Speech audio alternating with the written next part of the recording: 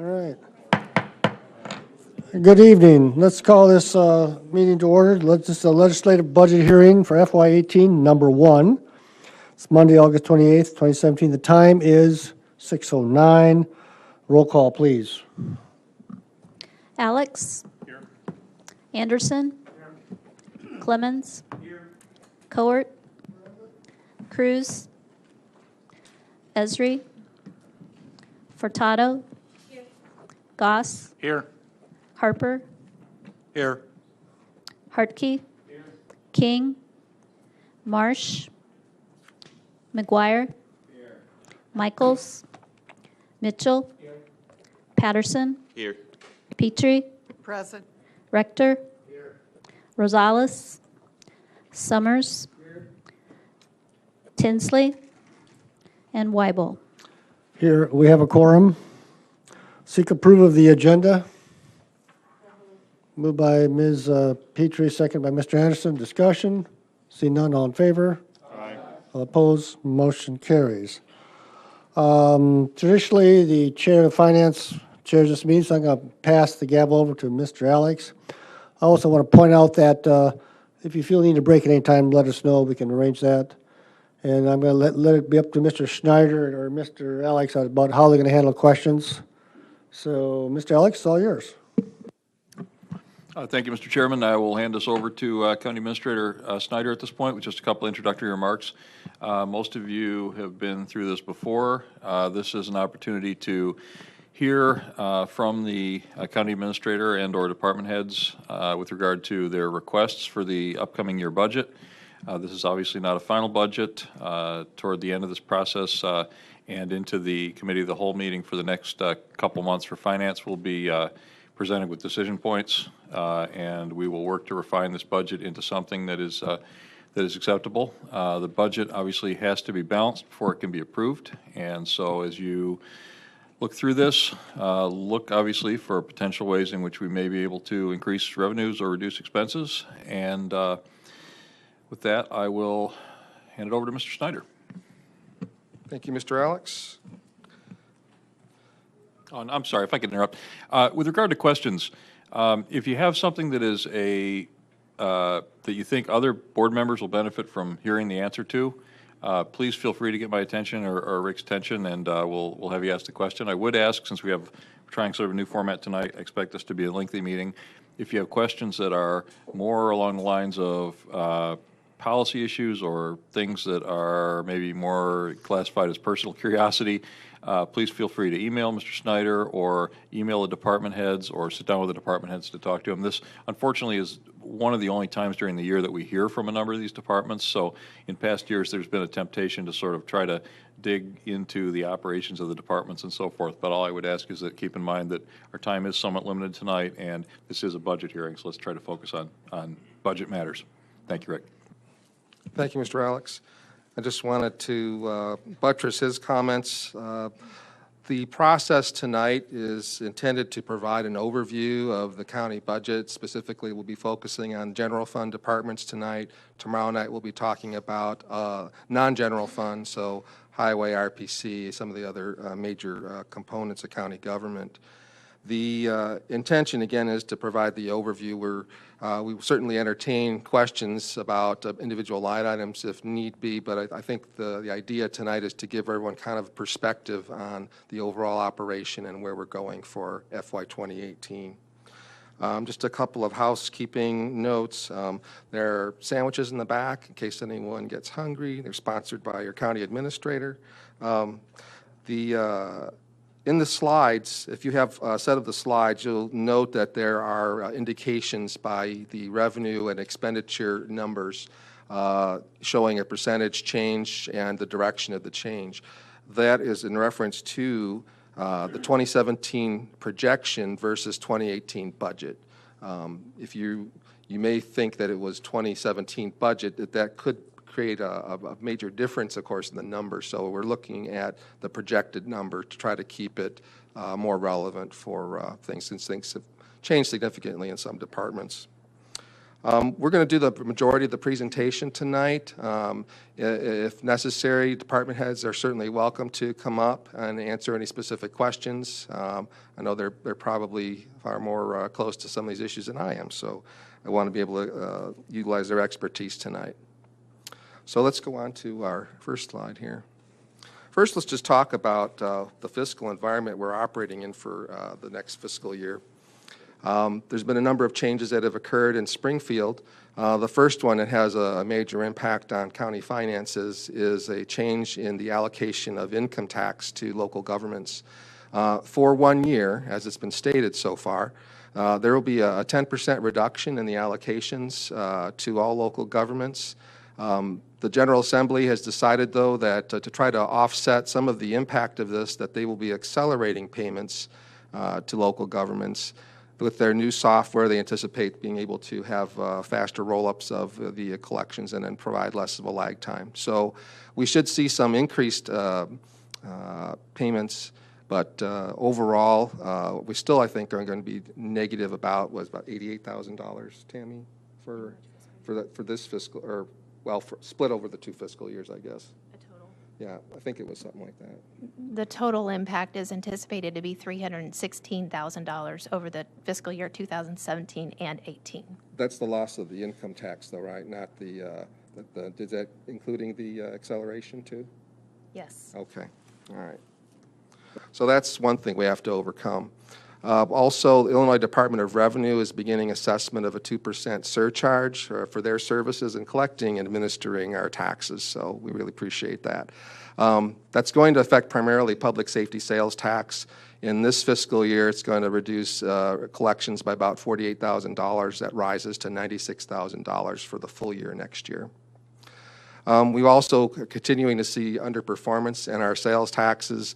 There have been some bright spots. The 1 cent has done well recently, but if you start looking at longer term, for the current 3-year period over previous 3-year periods, we're still flat to declining in many of our revenue sources and sales taxes.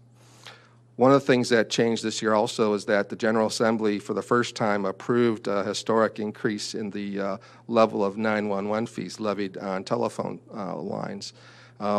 There's been, of course, a huge shift in the marketplace. There aren't as many people using landlines as they used to, and more people, of course, using cell phones, but the previous statutes did not provide sufficient revenue, which have created problems for local governments. Here in Champaign County, we and the cities have had to give increasing amounts of subsidies to the MedCat operation because of those declines. So going forward, we should see an additional approximate $1.8 million increase to MedCat from the state in those collections. We don't know the exact number yet. This is all very new. We won't really see any kind of impact because of the collection delays until probably later in the, I would say, maybe second quarter of 2018. Hopefully we'll have enough information, though, when we go to set the budget for MedCat. We'll be able to determine what savings might accrue from that and how we can provide some relief for the county and the other entities that are partners in that. We still are concerned about the potential for a property tax freeze. If that were to be implemented in the next session, that would obviously impact the second half of FY 2018 and going forward. Tammy's estimated that the general fund impact alone would be about $224,000 a year if that were to be implemented. The county is going to be dealing with a decision related to the ultimate disposition of the nursing home. That may have a significant impact on our finances depending on which way we go. One other issue that's been brought up also to the board is the impact of annexations by some of the towns. For example, looking at the annexations that have occurred and are expected to occur in Mahomet, that's going to reduce revenue to the general fund by about $100,000 when you take into account both sales taxes and gaming revenues. So it's a significant amount of decrease for us. And finally, the ADA compliance and the related impacts to facilities plan. We'll be making some decisions in cooperation with the Facilities Committee on how we're going to move forward on some issues, particularly the downtown sheriff's office and jail. depending on what we do there, could also have some impacts for the general fund as a whole. Next slide, please. Yes. What is the aggregated, projected aggregated amount of 1, 2, and 3 and annexations? I should have been writing the numbers down, but I didn't do it, so. So the 10% reduction across fiscal years 2017 and 2018 is $316,000. Okay, The 2% IDR surcharge is going to be $48,000 in 2017 and $96,000 in 2018. And as far as underperformance of sales taxes, we mostly reined in our projections on the growth of those revenue sources. I don't have a specific number Okay. right now. all right, and annexations, you said? About $100,000. 100,000, thank you, It was 99,000, but I thought I'd round up, so. okay. So looking forward, we've been working with department heads and other folks to see what opportunities we might have to improve our revenue streams or reduce expenses. One item which I think the board has considered in the past is to implement the civic contribution on the electric aggregation program. The statute allows us to, I think it's about 1/10 of a cent. Is that right, Tammy? Yes. Okay. 1/10 of a cent for our work in setting up the whole program. Because this is an opt-in program, and because people can decide if this program is beneficial to them and provides savings, I think it's reasonable to ask for some portion of the revenue to be directed to the county.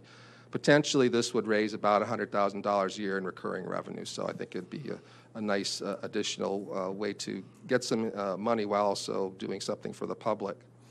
One other thing we're going to be doing this year is we're going to implement a pilot program for a 4-day work week within the county. This will be, again, an optional program. It will require both of the employees and the department heads' assent to implement this. And so we have had some interest in this, and we're going to move forward and see how this rolls out. If it provides the benefits we expect, and if we learn enough through this pilot, we may be able to implement this on a wider basis in future years. We expect further reductions in the MetCat fees, as I mentioned, because of the increased revenue through the 911 levies. We also have not set our health insurance plan for 2018.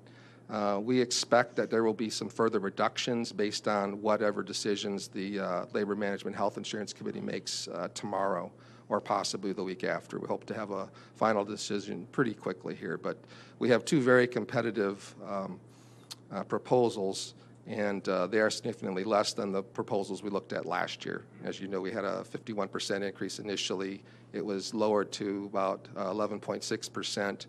Both of these proposals are below that significantly. So we're also hoping that we will continue to see the catch-up of AOIC payments continuing. This month, I believe we've already received 3 payments. So I think we had fallen about 12 months behind. Is that 9 months behind?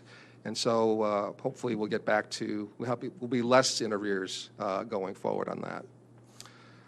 As you know, It's the Administrative Office of Illinois Courts for new members. They reimburse the county for any number of services provided at the courthouse. Yeah. Thanks, Chris. The supervisor assessments, as you know, has proposed a program to begin converting some of the older property cards and having Apex provide parcel sketching and updated services. The initial pilot had resulted in about $145,000 increase in assessed value of the 100 parcels that were chosen. So this program will be expanded to 7,700 parcels. So we hope that that will result in some significant benefits to our EAV. Another thing that we're doing, the Circuit Court and the Public Defender's Office are working on an initiative to generate more fees that are a result of adjudications in the court that are handled by the Public Defender's Office. Several years ago, this had been a fairly significant revenue source. It had peaked around $150,000 a year, I think, in 2011, but it's been on a decline since that time, and it's below $20,000 a year, I think, now.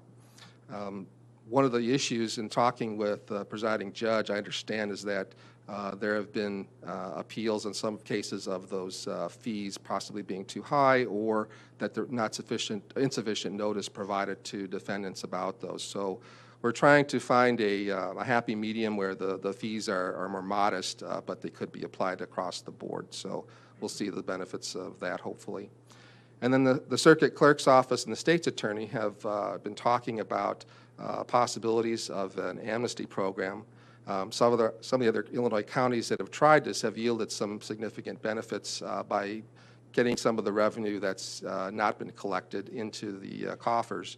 I believe, I need to get an updated number on this, but I think the last time that I had a number on the total outstanding fees and fines due Champaign County was around $78 million.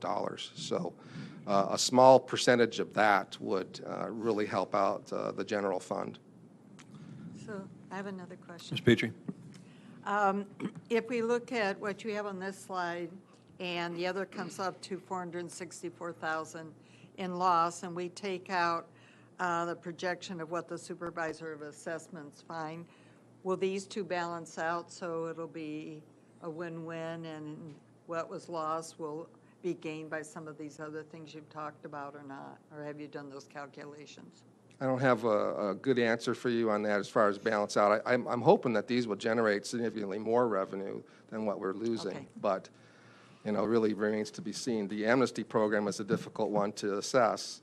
One benefit to that would potentially be with the expungement summit coming up. One of the challenges has been that some people have been eligible for expungement, but for the fact they haven't paid their fees and fines. So this is, I think, an opportunity to help people, and if we can implement this soon enough, there'll be enough time for people to take advantage of this before the summit comes, and hopefully be able to clear their records. Thank you.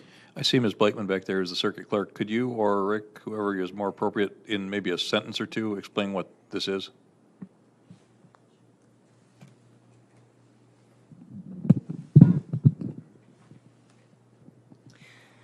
Yes, so the idea of an amnesty program is that cases where a person has outstanding fines and fees that have been sent to collections would be, for a period of time, pulled back from collections, which of course adds an additional 30% to their outstanding fines and fees, if they are able to make a payment to completely pay off that case.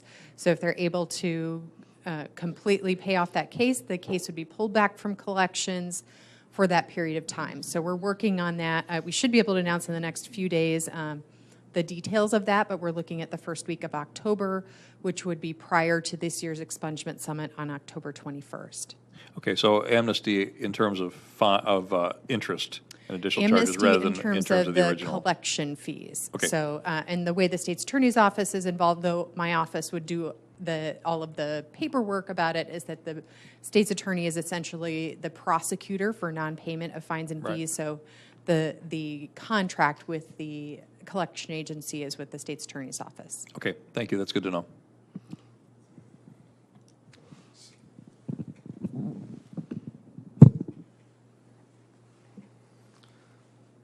I think you also know that Harris & Harris is our collections agency for these payments, and they have worked with Lake County in the past on similar programs, so I think there's a good opportunity here.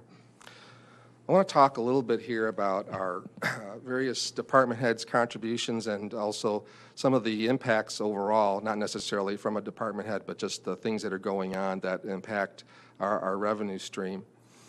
Prior to the commencement of the budget process this year, we solicited help from all the department heads to come up with ideas on ways we could either generate revenue or reduce costs, and I'm happy to say that we got a lot of good suggestions which are going to be implemented this year. And these are real savings. They're not just ideas, but things that we are going to be doing. So just to kind of go down the list quickly, the circuit court, the court administrator staff has assumed some of the duties related to the law library, so rather than filling that position, we will have some of that work completed there, and they will also, the law library fund, which is not a general fund component, will be providing some assistance to general fund for that. State's attorney, we plan to negotiate an increase in our child support enforcement contract. Probation and court services, we have experienced some losses in AOIC funding. At one point, they were providing 100% of funding, a very brief period, and that's declined back to more historic norms. We recently notified that is further declining for FY18. I think it's going to result in about a little over $50,000 less reimbursement than we were expecting.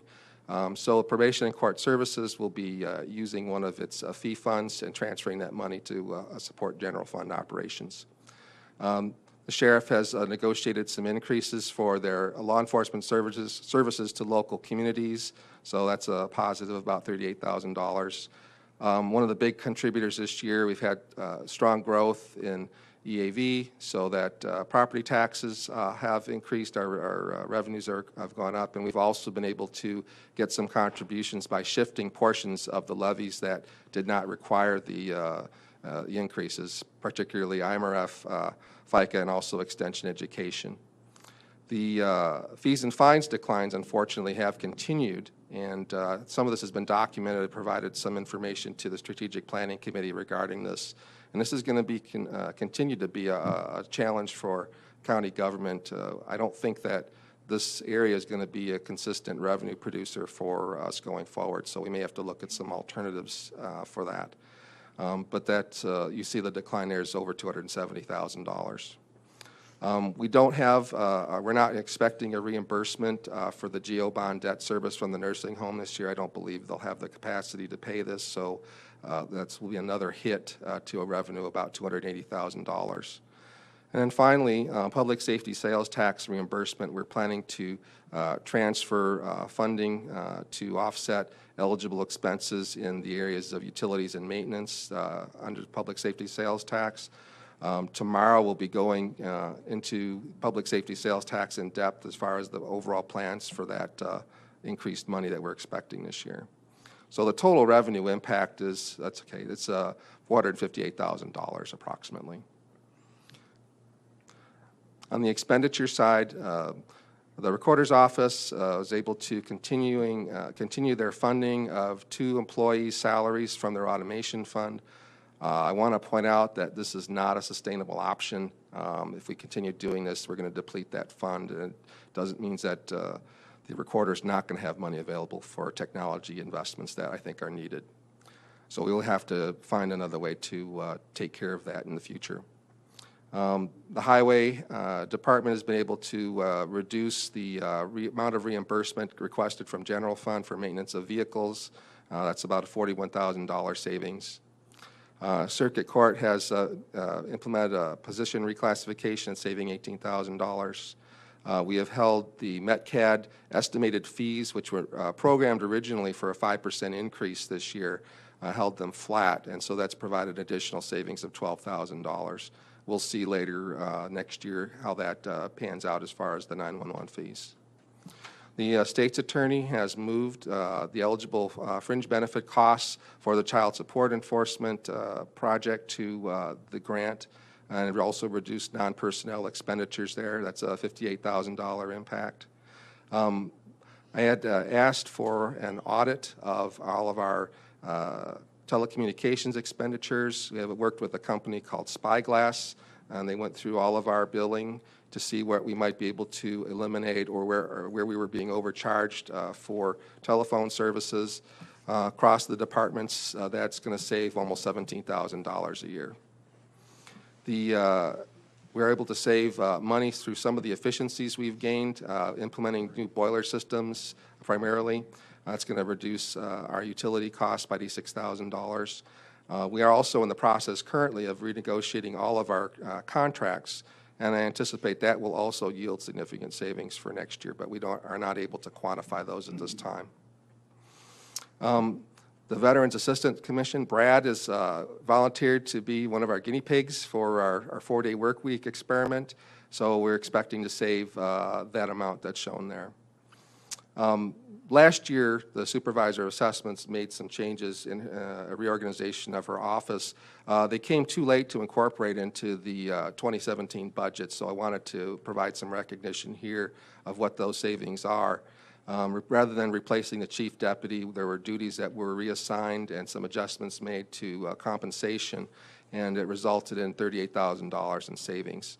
A portion of that is going to go towards that Apex project we mentioned earlier. So it's a really good use of using those savings to do something that can result in further savings and also revenue enhancements for the county. General County, we're going to save a net of $10,532 by eliminating our contribution to the RPC Senior Services Program. That program, in analysis of it, showed that it had a limited impact. They only assisted about 200 seniors last year, and a lot of those services are provided by other agencies. For example, 79 seniors were helped by the LIHEAP program. Well, that's already being funded and operating in the RPC. So there's also a number of people who were assisted on Medicaid applications. There are other organizations like Champaign Healthcare Consumers that provide those kinds of services. So I think some of the things were duplicative. I was also concerned about the amount of the indirect cost allocation. It was close to 50%. So it was a significant expense. And the last thing is that most of the clients that are on their client list are in Champaign and Urbana. And ironically, the city's Champaign provides no contribution any longer, and Urbana provides about $1,100 a year. So compared to the $22,000 the county was investing, it didn't seem like it was really a fair way to proceed. The RPC will have other funding sources, though, that they have a significant contribution from the Masons, I believe, and other contributions they receive. And I think we've recommended that they pursue additional funding from the cities if they feel that they should be contributing to those. And then the last thing is that we moved some of the licensing costs to a JS fund out of capital asset replacement. Some other impacts we're going to experience.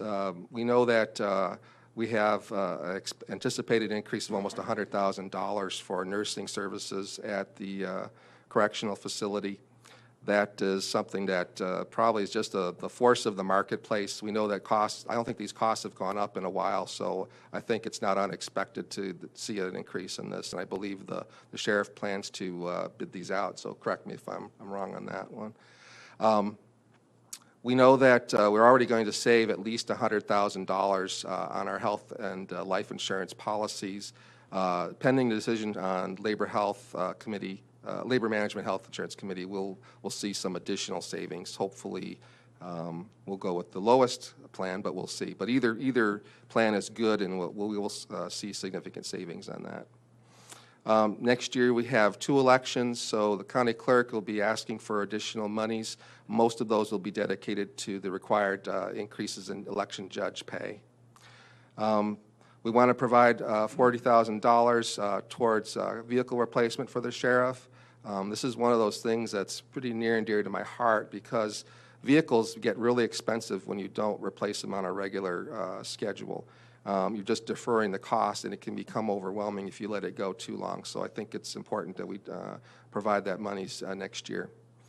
The coroner's experienced a large increase. Rick, can I clarify something? Yes. So the fiscal year 2017 budget had $145,000 in cars, so we're recommending an increase of $40,000 to that. However, I think status quo funding in prior fiscal years has been $230,000 approximately in the past few years. Other than 2016, which I believe was zeroed out.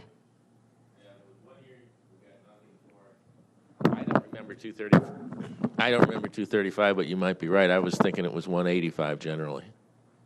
Okay, thank you.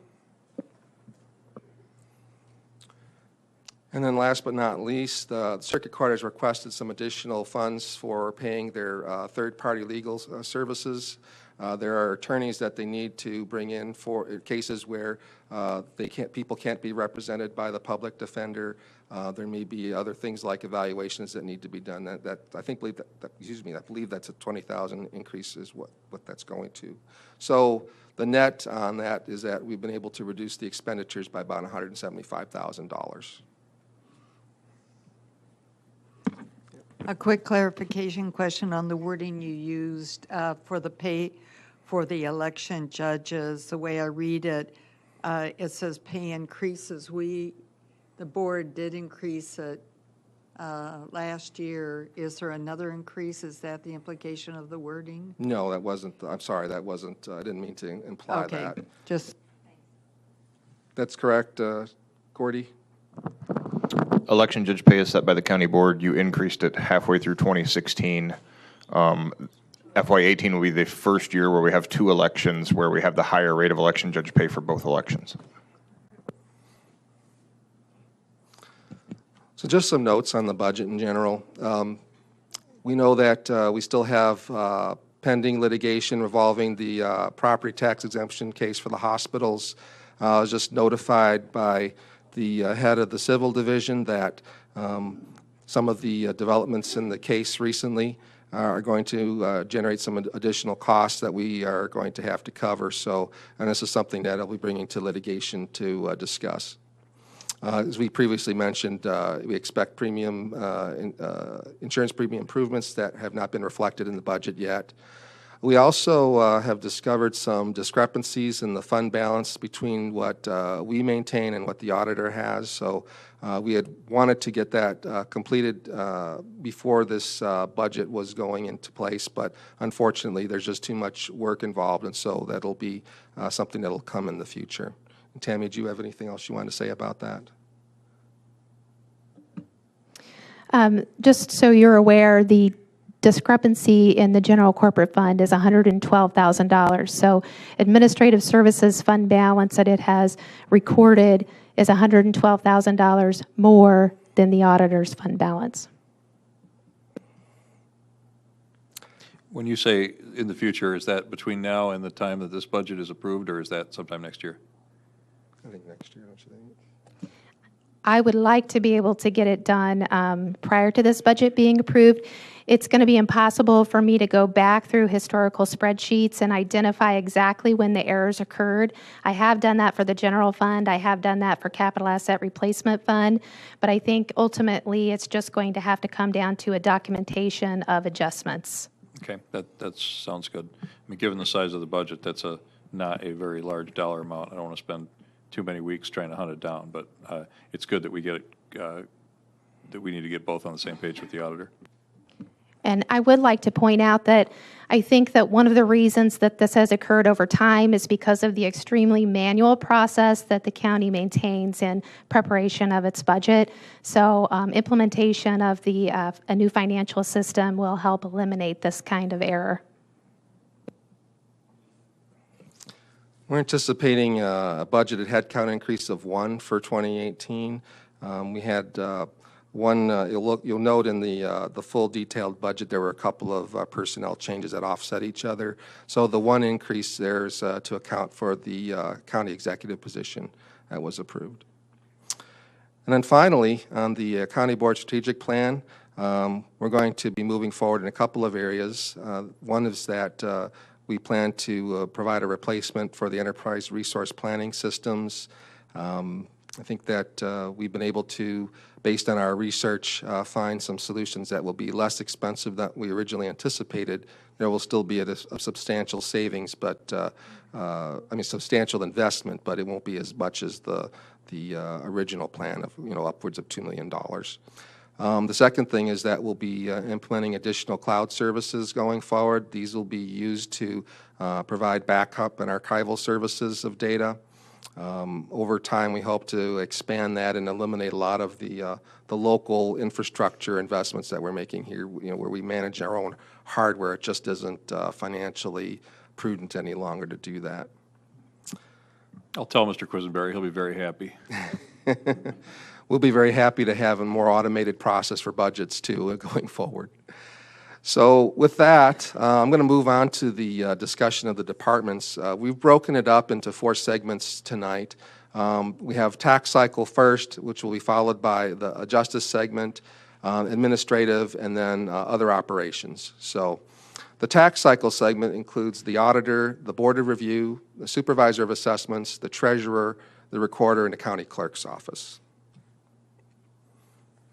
So we have a summary slide for each of these budgets and try to give you the highlights for each.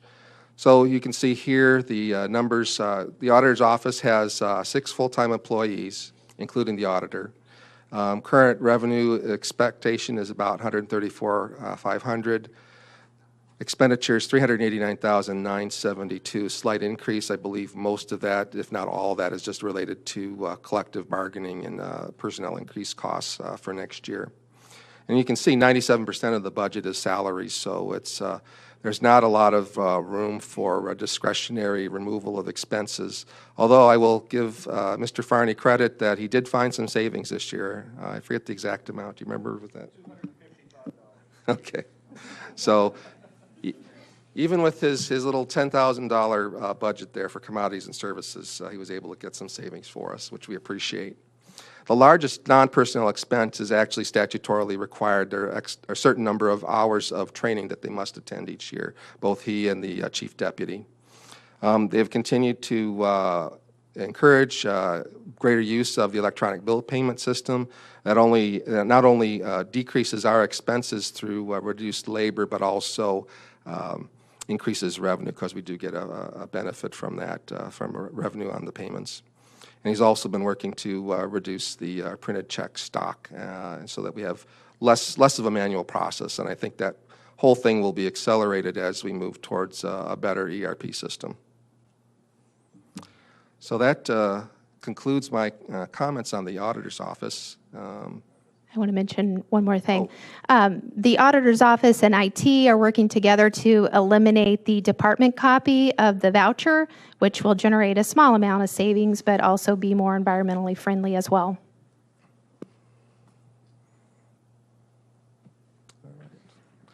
Moving on to board of review. This does not have any revenue. There's expenditure of $132,065 for the 3 employees, the members of the board. There are no major changes expected for this year or next year in either the projections or the budget for next year. You can see the number of complaints that they handled in 2016. They are currently on track to maintain that level for 2017, and again, probably for 2018. So there were 2 new board members introduced this year, Mr. Zebe and Paul Saylor. Mr. Zebe is a realtor and appraiser and with Troutman Associates, and he recently graduated from the U of I. And Mr. Saylor is a certified residential appraiser with over 20 years of experience, so we're glad to have them both joining this operation. Moving on to the supervisor of assessments, revenue will be $41,240, expenditure of $368,775. There are 7 full-time employees in the office. As I mentioned, Ms. Bates implemented a reorganization that reassigned duties, eliminated a headcount, and created some salary savings. We've already also mentioned the sketching pilot that increased assessed valuation by $145,000. That's going to be expanded this year to 7,700 parcels. We do also expect some modest increases for stationery printing and publication that are going to be natural outcomes of that project.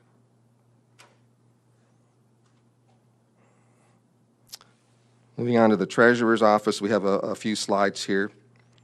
The commodities and services are expected to remain flat for 2017 and no new expenditures. Revenue is $656,500, slight increase. Expenditure also just a slight increase, $274,628. 5 employees in this department. The next fund here, 610-026, this is the working cash fund. It is not used very often. As you can see, there's not a huge amount of revenue or expenditure here, but it is a statutorily required fund, and it's used for, in the cases of borrowing, so we don't use it very often. The next fund is the Treasurer's Tax Sale Automation Fund, 619-026. Revenue is $26,375, expenditures of $41,408. bulk of that is for services. The main source of revenue for this is a $10 fee on tax sale items, and it funds technology for the office as well as paying for some of the processes that are ongoing in the lockbox. Property tax interest fee, it's a Fund 627026. You see revenue and expenditures are in balance at $64,050 for this year. This is just a transfer. When money comes in here, it depends on the number of tax sale items that are actually transacted. So that's $60 per each item. And anything over the $100,000 balances ends up being swept into general fund. So it provides a stable source of income. I think that's it for the Treasurer's Office. The Recorder, Fund 080023, revenue is going to be down slightly to projection at $2,284,500. Expenditures, just a minor increase of 0.3%, $1,289,888. There are 3 full-time employees currently assigned to the Recorder. One of the things for this fund, excuse me, as I mentioned earlier, we have 2 employees that are assigned to the automation fund, and that's something that we want to address in a future budget. It's not sustainable as it is. Recording fees are expected to decline somewhat in the next fiscal year. There's the automation fund, 614-023. Revenue is $150,500. Expenditures of $253,178 with 2.5 headcount assigned to this. As I mentioned, those ongoing expenses are going to exceed revenue coming in, so we need to be able to address that. The Recorder is also working on a long-range plan to improve productivity, security, and accuracy. And let me see, I had something in here in the notes. So they're currently working with, I think, GIS on an integration project. It's going to provide some additional productivity savings, but it's not going to be able to balance out the issue with the 2 headcount that are still assigned to this. Have a general idea of the reason for the expected decline in fees? Do you remember what that was? Yeah. I'm not sure. Was that to the projection, I think? Yeah, it was just I think I projected, I just put in kind of a more conservative number on number of property transactions. Okay, fair enough. If you haven't met the Recorder yet, we're so Mark used to Sheldon. seeing Ms. Frasca there. Mark Sheldon, of course, the new county recorder, so thanks for coming. Yeah, we had a very robust real estate market this year. I think it's probably a good idea to just be a little more conservative for next year, not knowing where the economy and when sales are going. So, moving on to the county clerk's budget. Revenue is $505,150. Expenditures are increasing significantly, as mentioned earlier, $1,147,684. 15 full-time employees in their office. As we mentioned, there's 2 countywide elections next year. There are some new state mandates involving registration and automatic voter registration, and also expanding voting options for the electorate. And of course, as we mentioned, the increased compensation for judges. The county clerk surcharge, Fund 611-022, is in balance with revenue expenditures of $12,000. This is just another, I guess what you call it, holding account, pass-through account. Okay. Election assistance and accessibility grant. Again, revenue and expenditure in balance at $20,000, and it's a transfer. The State Board of Elections has voter registration grants available for technology expenses and other investments to improve registration processes.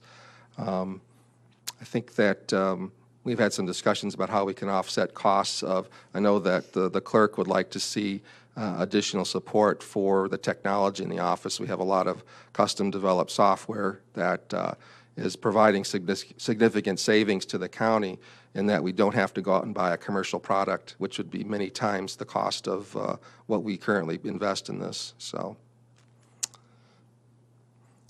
County Clerk's Automation Fund, 670-022. Revenue is $27,700. Expenditures of $130,000.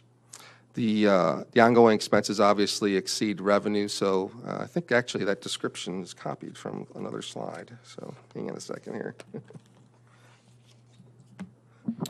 Rick, if I may. Sure, go ahead. That $130,000 expenditure is merely every dime we have available in the fund balance for FY18, and we budget that expenditure just in case we need to spend the money from the automation fund. We don't have to come back to you and get a budget amendment, but we, at this time, have no plans to spend those funds in FY18.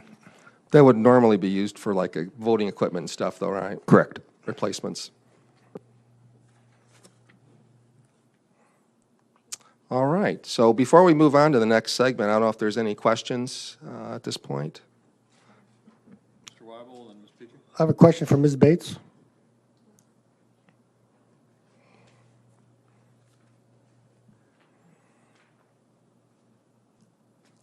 Thank you Hello. for coming here. I'm just curious about the sketching of the properties. Okay. How that's increased the property values.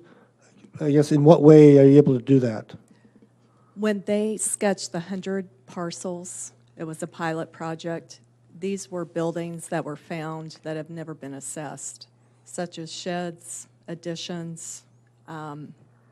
So we've just been picking up those pieces that have been missing. It also found buildings that should have been removed from the tax roll. Were many of these agricultural? Yes, I assume, yeah, obviously they don't have to get building permits, so. there's correct. No way we can track them any other way. Okay, all right, thank you. You're welcome. If the county clerk sometime could just give us a back of the envelope cost assessment of if there will be increased costs to your office with the law that's just been signed of automatic voter registration, and congratulations on your part in getting this done. Thank you. Right now, we are most concerned about increased postage costs as we increase the number of changes to voter registration records. We often are required by law to communicate with the voters by snail mail about those changes. We do as much as we can electronically, but sometimes both federal and state law require a notification to be sent by old-fashioned postage. So as the number of registration transactions increases, which we expect from this new automatic voter registration bill, our postage costs may increase. That postage cost, those postage costs are actually borne by the Administrative Services Department, not our office directly. So we've been talking to Rick and Tammy about how we monitor that. Those are also some of the expenses that we're going to attempt reimbursement through that voter registration state grant that you saw. I think some of those notices, there's like multiple notifications that go out for a particular transaction, right? Yes, for duplicate registrations, for address changes. There are many requirements under the law now for us to make a change to a voter's record based on data we receive from a third party rather than from the voter themselves. And in that case, we're required to notify the voter that we got a notification from the Postal Service or the DMV that your address has changed. We're automatically updating your voter registration to reflect that. If you think we've done so in error, please contact us and we can roll that change back. But we're required to, as a check on the information that we get, to send those notifications both electronically and by mail.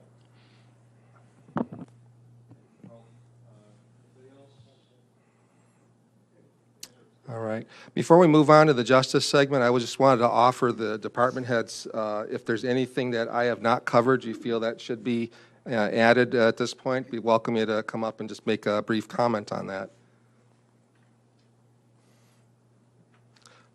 Seeing none, I think we'll move forward then. Thank you very much.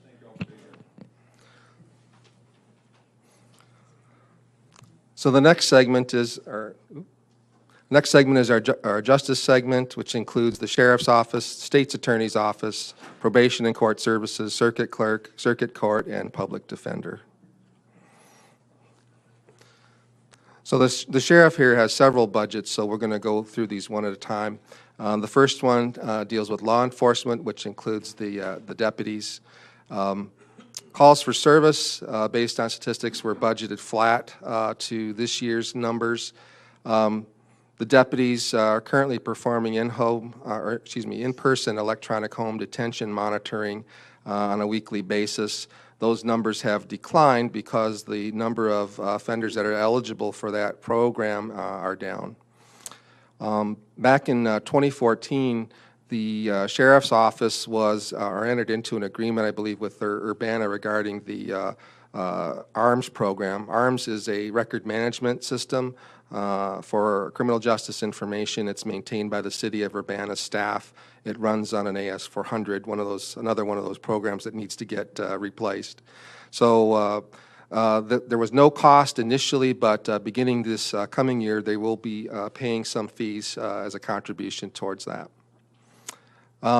Also, as we've mentioned to our strategic planning committee, the number of civil filings as well as other filings have been in decline in our courts, and that is impacting the level of service fee revenue.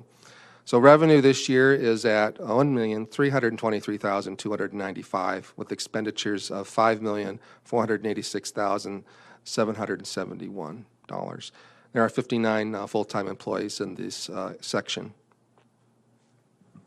Sheriff, are the people who are no longer, is the reduction in home detainees people who are home instead or people who are in jail instead?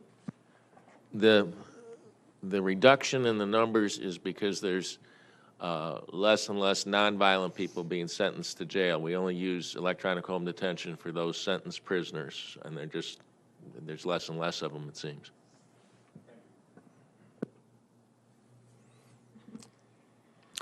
What area are the civil filings dropping? Is it, or just across the board? I just wondering, is it a certain area they're concentrated, or is it all of them? I think it's all of the small claims and cases under $50,000 that are seeing the declines. I think there's been an increase in probate and some other things, but those don't have significant numbers of anything. So it's the civil suits, basically. The next operation we'll be looking at is the Correction Center. Revenue is $672,986, down somewhat from the previous year. The expenditures are $6,454,888, up slightly at 1.3%, and 92 full-time employees. The sheriff has a number of initiatives that are ongoing. One of these is to work with both the Reentry Council and the Crisis Resource Planning Committee to develop diversion options for inmates. Another issue that they are dealing with is that the medical care costs for inmates continues to climb. As I mentioned, the expected contract increase is going to be about $100,000, possibly more, depending on what results we get. Yes. What percentage is that increase? You have an idea? I'm going to say so it's maybe be 16 to 20%, something like that. Yeah, I believe for the year our contract is about $550,000, and it's going up close to 100.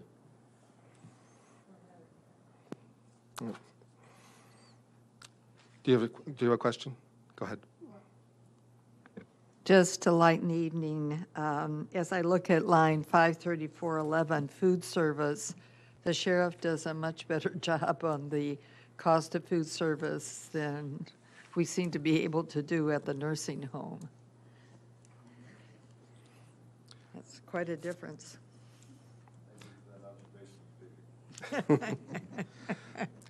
Medical costs also have been going up because of the nature of some of the illnesses. For example, an inmate that's got an HIV infection, those prescription costs run about $4,000 to $6,000 a month. So one person can come in and, depending on their condition, cause a large increase in the expenses. And also, we're seeing longer stays because of more serious nature of charges that have been going on. We're obviously aware of the issues with violence in the community, and there's been a lot of work that's been going forward to try to address that, but I think that's probably the mode we're going to be operating in for some time. The next fund is the Sheriff's Merit Commission. This is the group that's responsible for testing of law enforcement officers and making recommendations. As it noted here, the testing for law enforcement and basic correctional officers was completed this year, and it's expected that we'll have a quote normal number of psychological and physical exams for next year. Expenditures are at $19,141.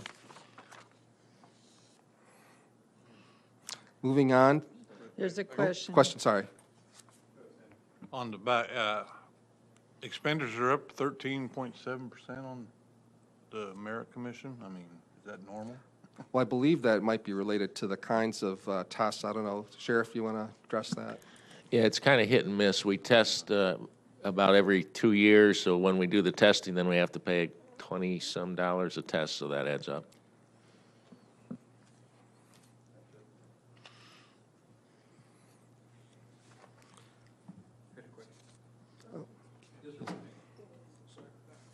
So I guess my question was about, I guess, line 53472, the satellite jail repair maintenance services.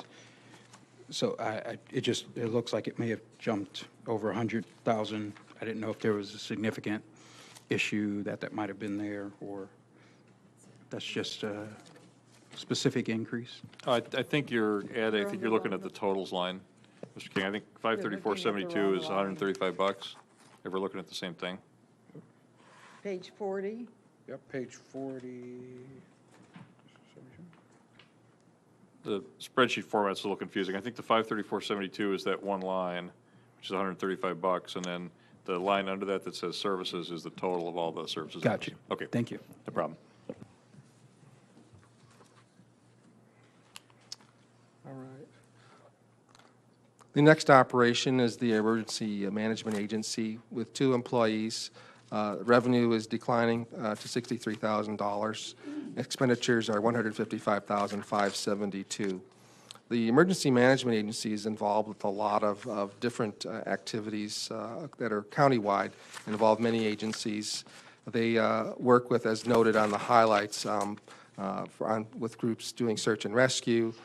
We also do outreach to the various entities in the county, townships and villages, agencies that provide services to persons with disabilities and/or special needs. They also have many activities related to accountability in the event of a disaster. There's fairly extensive record keeping and accounting that actually goes on for costs when an incident such as a tornado or other large-scale incident occurs. And in order to maximize the funding or the reimbursement of expenses, it's necessary to have a very accurate record of those expenditures, of the people that are on site, how long they've worked, all kinds of things that you wouldn't necessarily think of when you are responding to an incident, and we're more concerned with saving lives or property, but it has to be done as part of the course of business. And there's also a plan for this coming year to continue the commodity flow study. There's one of the activities that they perform is they look at materials that move through on rail and also by truck through the county, because it may be important to know if there's hazardous materials on those vehicles and what the potential response might need to be if there's an accident of some kind. Is the 25% drop in revenue, is that due to smaller grant awards? Or less grants? Yes. Okay, thank you. And there will need to be a revision to expenditures for fiscal year 2018 to increase professional services by $9,000 more for the study that Rick just mentioned.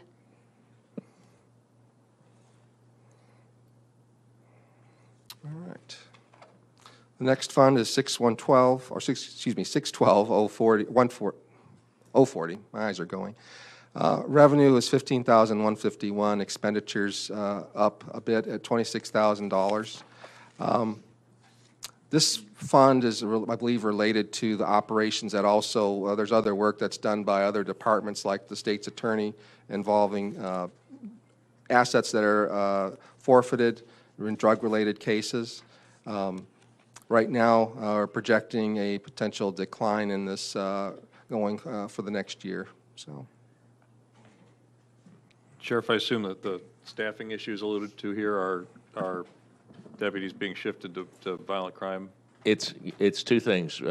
Before, we used to have 3 deputies and a sergeant working on our own drug cases. 2008, 2009, we lost some personnel, so that reduced our numbers. And you're exactly right. What we've done is temporarily disband our own unit and put those deputies into the gun task force. Thank you, Sheriff. one of the functions at the jail is to operate the commissaries, Fund 658-140.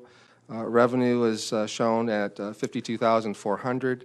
Expenditures are estimated at $300,000.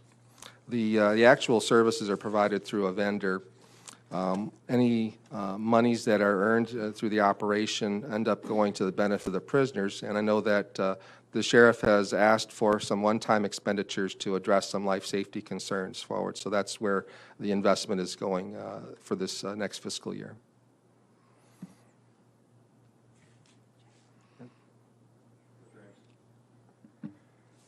Just a question so I understand this. On the spreadsheet provided to us, the commissary started a fund balance of about $382,000 back in December 16. And its operating costs are pretty much the same. Their expenses were about $150,000.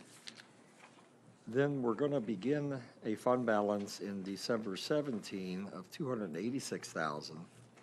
Then we're going to expend all these funds and end up with $38,000 at the end of 18. Where will the budget, where will the jail commissary be when it begins January 1, 19, with a $38,000 budget, a fund budget, considering its current spending levels? So my understanding is that the sheriff aggressively has budgeted these expenditures to be able to use this money as the statute allows for, as Rick mentioned, life and safety issues. So we're not anticipating those ongoing after that period of time? These are not recurring expenditures. So. Pardon? These are not recurring expenditures. So we're basically going to pay for them out of the inmate fund. Okay. You know, the money gets saved over a number of years, and then it's expended on projects as they come up. I appreciate the savings over those years. Thank you. And thank you, Sheriff.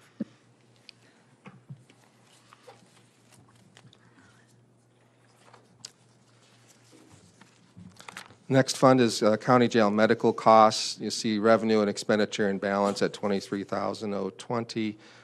Increases in both revenue and expenditure. This is a fund that collects fees that are provided through the courts, the clerk of the court, excuse me, and it offsets the medical costs that we've been talking about, and it's just a pass-through to the general fund. You'll see that the entire amount is being transferred.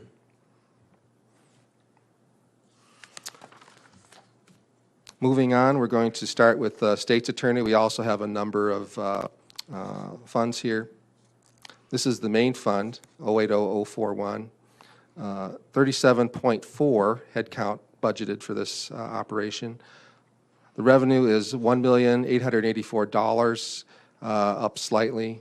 Expenditures also up slightly at $2,293,196.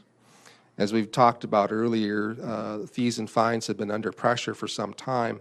We did some studies of fees and fines for the county budget over the years since 2009, and there's been a large drop in those revenues, probably about little over 25%.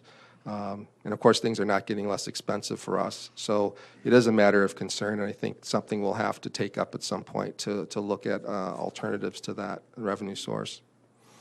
They do a lot of use of low-cost alternatives for services and training to mitigate impact to the general fund budget, and also try to be more productive through their use of technology. The next fund is child support enforcement.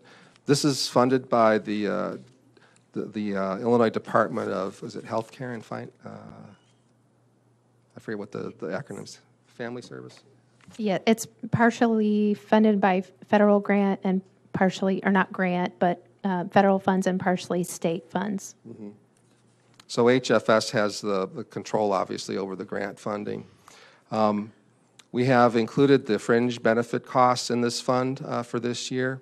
It is allowed by the grant, so we want to make sure that we recover that. And State's Attorney has also reduced the non-personnel expenditures to provide the benefit to the general fund. I believe it was a little over $50,000 net, I think, on savings to the general fund because of that. It has 4.6 employees. As you see, revenue expenditures is in balance there, $301,634 versus expenditure of $300,485. Ms. Ogden, how are we doing on collecting this? There was a lag in the payment for this several months ago, but it's fairly current now. Excellent. Board members may remember this is when we discussed the renewal of this contract in probably May or June. We talked about the fact that the state wasn't paying, so I'm glad to hear they are paying again. Is it caught up? I believe it's still about 3 months behind, but I think that's normal. Okay, thank you. The next fund is Drug Asset Forfeitures Fund, 621041. Revenue is down somewhat, $24,000, expenditures of $18,275. The expenditures for this fund are restricted by statute. This is another area where we collect money based on forfeiture actions related to drug-related cases. So you can see the numbers here that are listed as far as the number of actions that typically happen in a year. And they use the monies here to pay for education and training and also to buy equipment or fund the cost of going to education and training. So. Next is State's Attorney's Automation Fund, 633-041. Revenue and expenditures in balance roughly with $8,000 revenue, $7,500 expenditure. Again, there's also restrictions on where monies can be spent out of this automation fund.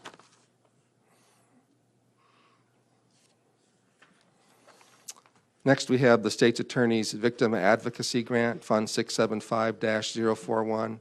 It pays for one of the personnel. It has an FTE of 1 assigned to this, and that's for the victim witness counselor.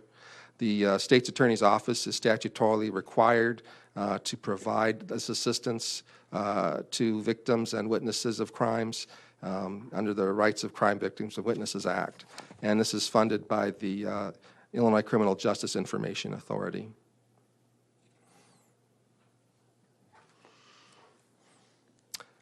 That concludes the State's Attorney's segment. We're going on to probation and court services. Again, we'll have a number of funds associated with this department. The Juvenile Detention Center is the first one. The revenues of $1,342,619. Expenditures of $1,786,587 with 32 full-time employees. This is one of the areas that's been impacted by the lack of reimbursement from the state, and so there will be money transferred to help make up for that shortfall. Now, we have seen some improvement in the arrears payments, as Tammy's mentioned, so hopefully that will catch up at some point, but time will tell. Go ahead. Clarification, where is the money being transferred from? There's a fee fund, and we'll get up to that in a minute here to explain where that money's coming from. The programming supported by other agencies, the programming done at the JDC is also supported by other agencies. There's a few of them listed there, like the Regional Office of Education, Champaign-Urbana Public Health District, the Mental Health Board, the university. So a number of collaborations that are ongoing there. One thing I want to mention is that when the budget was prepared, we did not have information about the allocation from AOIC.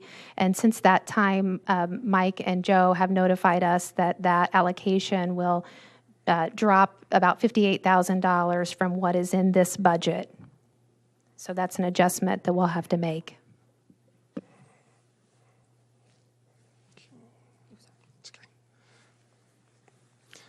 Next operation is court services. Oh, sure. What has been the impact to the 17-year-old defendants and the rest of the population? This was a change in statutes that, okay. What has happened with the other youth that's been in? Has it been monetarily more expensive, or has it had a bigger impact on the other young people that are in the youth detention center?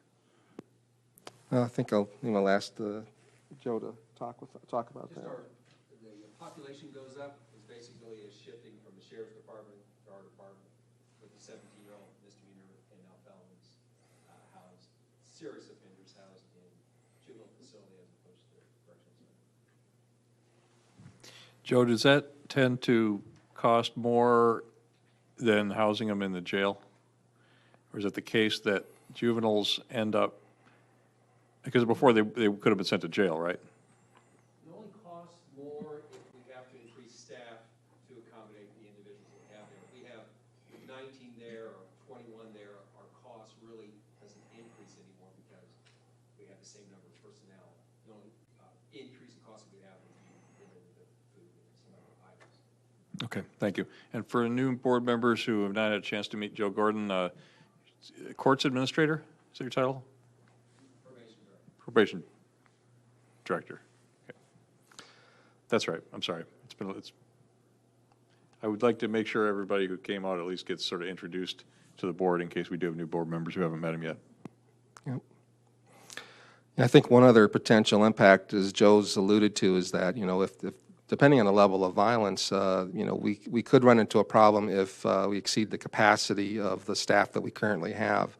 I think we can accommodate, was it 25 right now, Joe? Yeah, at the JDC. So if there was a couple of significant incidents, there's potential that, we'd have to bring in additional staff.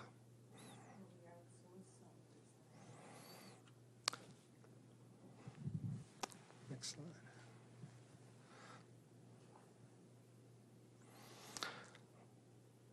slide. Excuse me.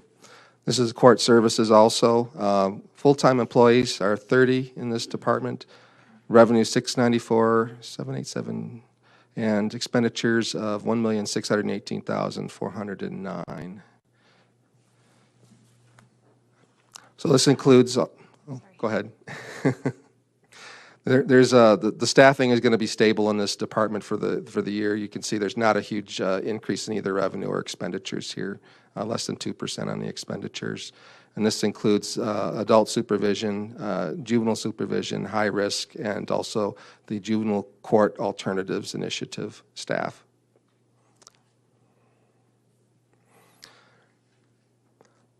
So this is the probation services fees budget. Revenue is $425,000, which is budgeted as being flat, with expenditures of $536,050. Excuse me. This money is used to fund a number of different therapies and services for individuals. There's a pretty extensive list there, but a lot of it involves substance abuse and mental health evaluations and other treatments, including the moral recognition therapy, group test costs. So,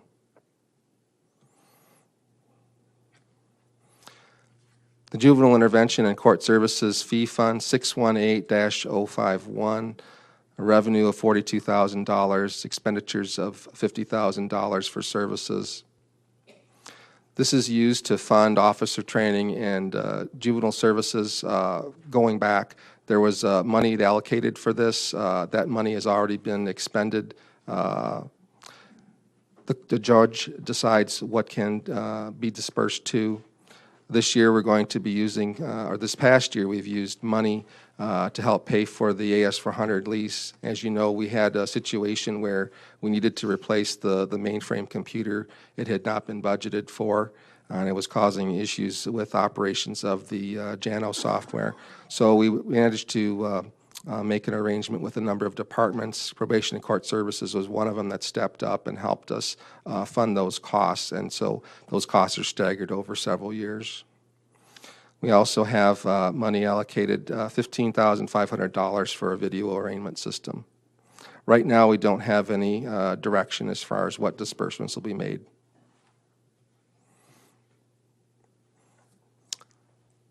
That's it for probation and court services. Next, we'll move to the circuit clerk. Okay, Rick, while we're still on probation and court services, question on the 618052 fund. That's the probation services fund generally. I see a increase in conferences and training services.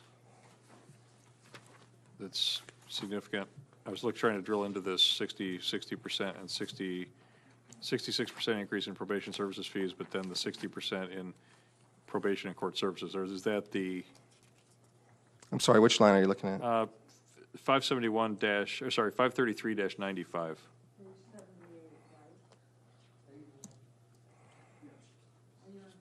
I'm on page 78, yeah. Yeah, that's what I just said. So it's going to.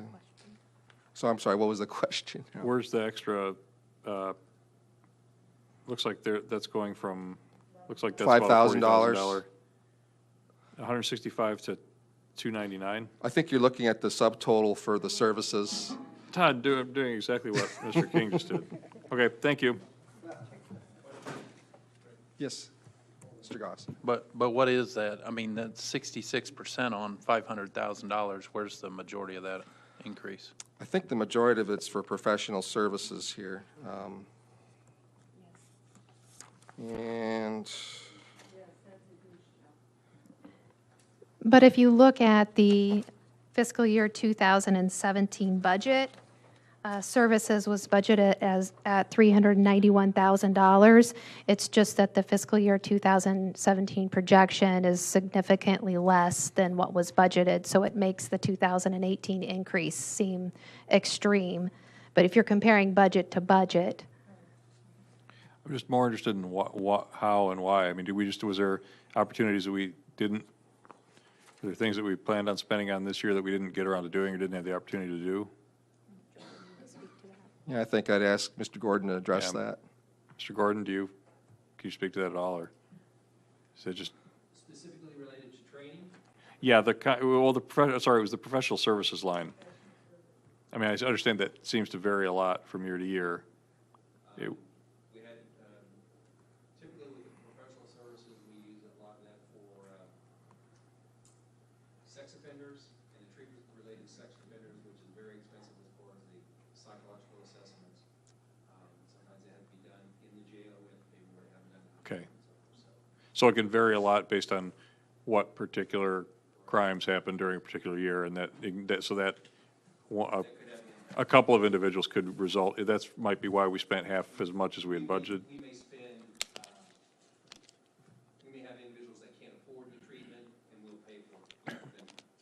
Wait for them to go into treatment when they have. Okay, so the budget is kind of a wild guess because we don't know what's going to happen in any given year. Okay, thank you.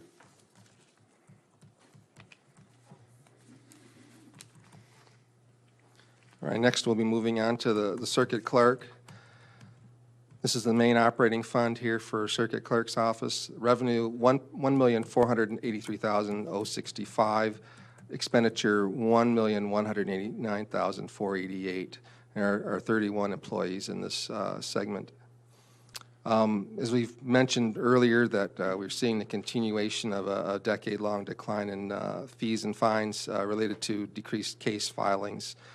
This is not unique to Champaign County, however, as we see this in other counties across the state. The most significant decrease is probably in the traffic area. I believe that caseload is probably almost half of what it was from 2009. One of the things that the circuit clerk is doing is working on the amnesty program, as mentioned earlier, to hopefully improve our collections of those. The circuit clerk also participates in child support enforcement activities. Their work is involved with the record keeping and providing the data to the state so that payments are issued in a timely manner. This is also funded in part by reimbursements from the federal government and also the state. Hang on. A question for the circuit clerk. What, the other communities that have implemented this program, approximately what percentage have they been able to recapture?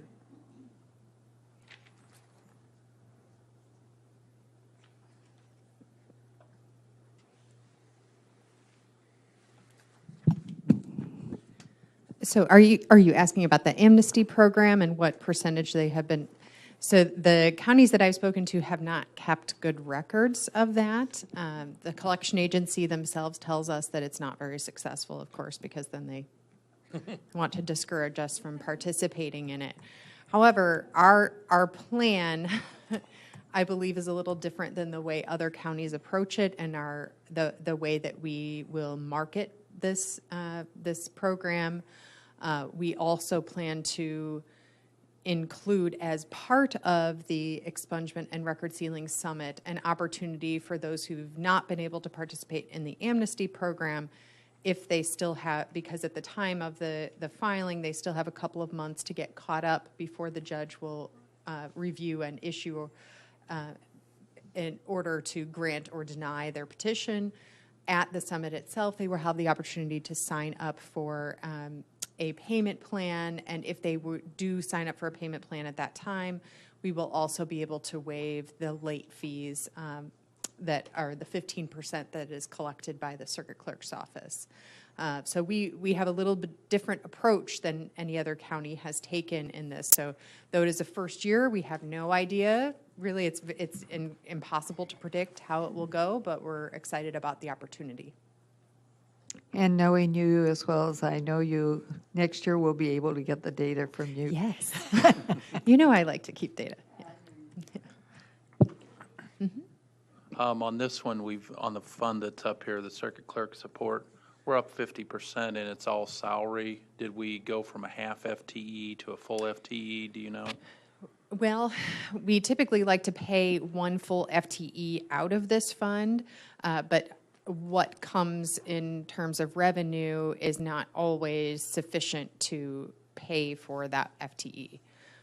So that is not. Their transfers. We also included the fringes in this budget this year. Yeah. We're trying to do as much as we can to actually pay for this child support personnel out of child support funds. And that's a general trend. We've been trying to make sure that any grant program that's not required, or if it is required, make sure that it accounts for the costs that it creates for this county. I think it's appropriate that if we're required to do something and there's an opportunity to get revenue, we ought to do that. And we'll now be treating this consistently between the state's attorney's office and Katie's office, right? Right. Okay. One other thing, I want to sound a note of caution regarding the amnesty program. I think it's a great idea and a potential opportunity, but we're not treating this as a steady stream of revenue for the county either. I think most likely we'll get some. If we get some results out of this, it'll be more to help out our fund balance than it will be to provide an ongoing source of revenue.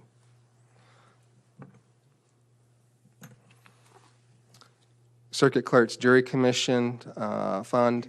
There are just slightly over 2 headcount assigned to this. No revenue associated with this operation. Expenditure $52,253.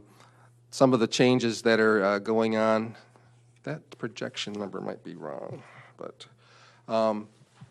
personnel costs are driven primarily by the employees that are covered under a collective bargaining agreement. And in fiscal year 18, they're planning to pay for all jury-related expenses, including the printing of summons, questionnaire postcards, and other items for jurors.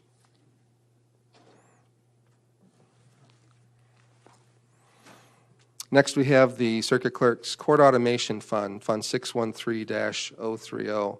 By the way, I'm just trying to note here, when I call out this fund number, just to make it clear, that's not a general fund number. The general fund numbers are all 080. So for some of you who are kind of new to the budget process, I just wanted to point that out. This also funds technology acquisition, maintenance, and personnel costs. Currently, the clerk is funding one position that provides IT support at the courthouse out of this fund. Revenue is $309,241 with expenditures of $338,071. And again, you see there's one FTE assigned to this. They will also be contributing as part of that collaboration I mentioned earlier on the lease for the AS400. In the coming years, they will be paying for that out of this fund.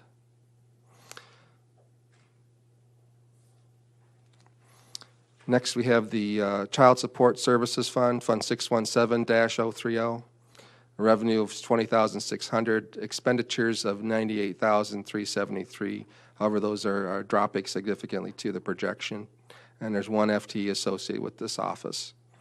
There is a fee that helps provide the revenue for this. That's a $36 fee. One of the things that was noted here in the highlights by the circuit clerk is that the family case volume has doubled since 2008, so there's a tremendous amount of work going through here. I also want to mention that in 2017, one FTE was moved from the general fund to this fund. However, it is not sustainable. Therefore, we're moving that FTE back to the circuit clerk's operating fund.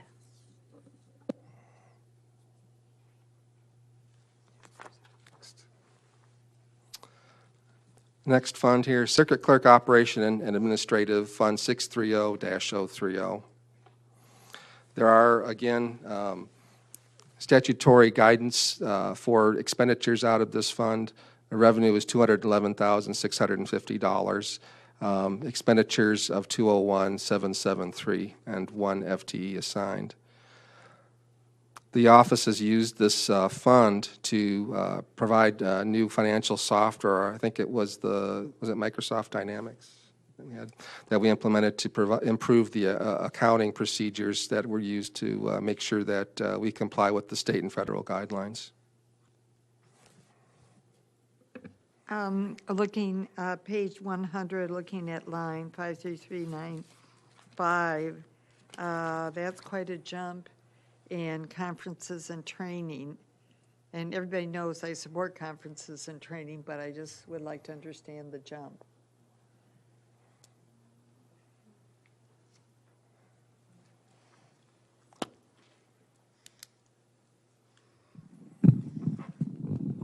So we don't necessarily anticipate that we will spend that entire amount under conferences and training. However, we have been sending more staff to conferences and training. With the Supreme Court, Illinois Supreme Court's e-filing mandate, there's been a lot of significant changes in the way that we do business.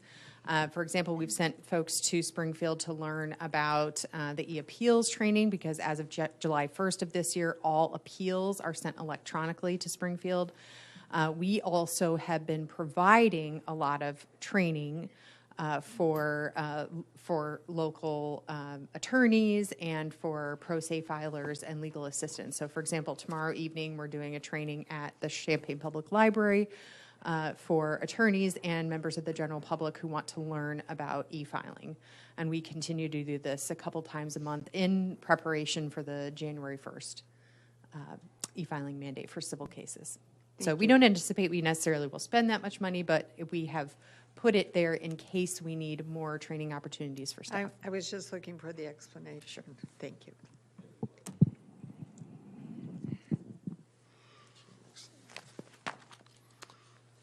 All right, Fund 632-030 is for e-ticketing. I see revenue expenditure in balance, $19,450 in revenue, $20,000 expenditures. Expenditures dropping significantly. This is associated with a fee that's been collected since 2011, but it's only been since 2013 that the Illinois Supreme Court's actually authorized counties to submit the approval of an e-ticketing program.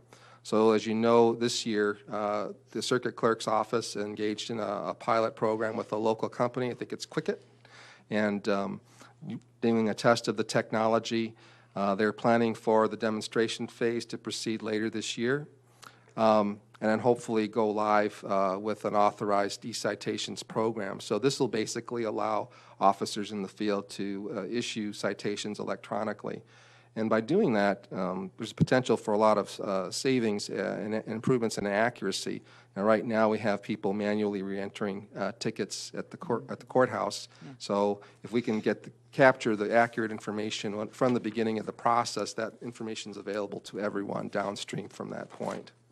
So this is I think, a really great program to move forward on, as well all the e-filing and other e-initiatives that are going on in the circuit clerk's office.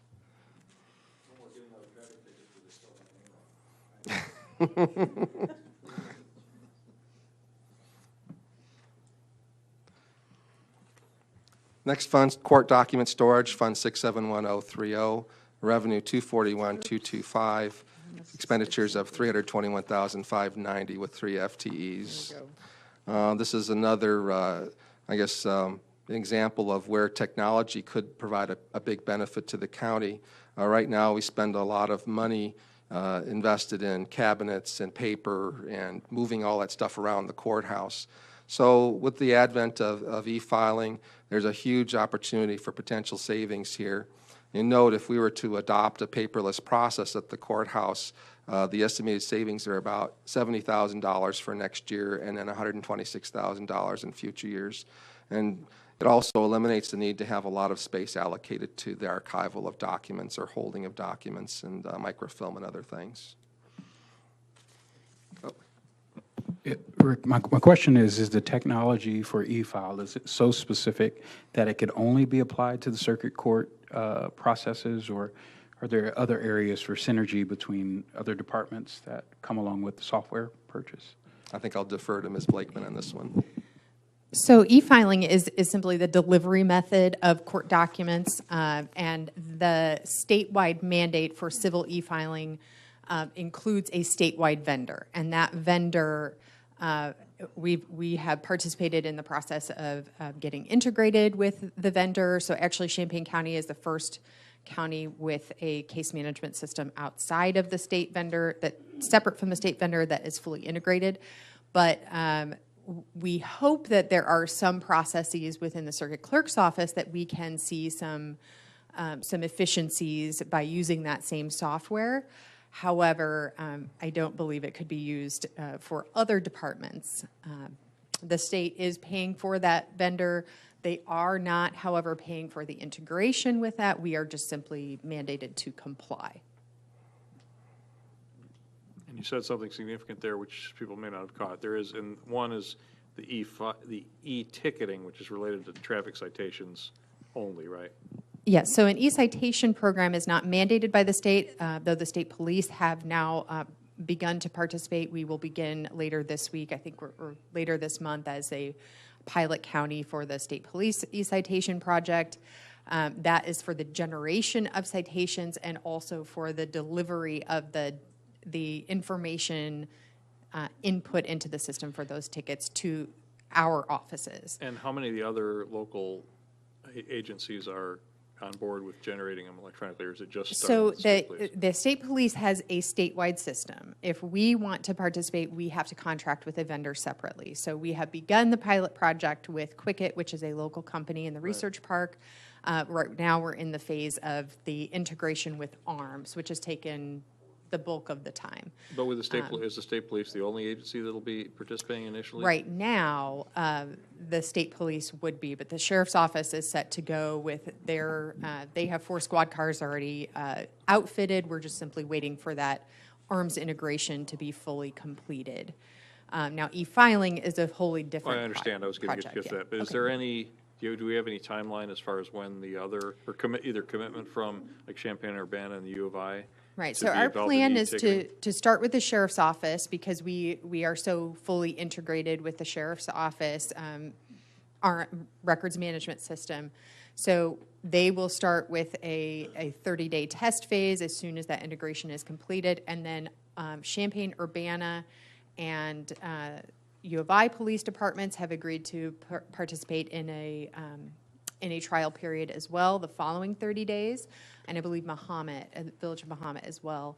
And after that, we'll see how the test period goes, because we want to evaluate that vendor based on when the way citations are actually generated and how that information is coming over to us before we would make any kind of significant expenditure or contract with that vendor. Okay, there'll be costs associated, I assume there'll be costs to the local departments as well for the equipment or the software? Yes, so how we split that out, whether it's by equipment or licensing, some of the e-citation funds will be spent on that, but the agencies we have all been working together on this project for several months. Okay. They have also made plans in their budgets for additional expenditures where they have room in the budget. Some agencies don't have very much room in that budget, but they have made some plans for that wherever possible. But it sounds like we'll have pilots done with these departments in time for them to go into their Yes. budget cycle, Exactly. which That's the typically idea. starts in the summer. Are their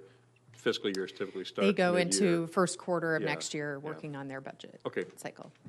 Thank you. And then the e-filing is a state mandate that all civil E-filing is a cases state be mandate. filed Yes, so electronically, right? all civil cases, any new case filings or even subsequent filings in already existing cases, those documents have to be delivered to us electronically through this statewide system rather than coming to the counter and filing those cases or sending them in the mail.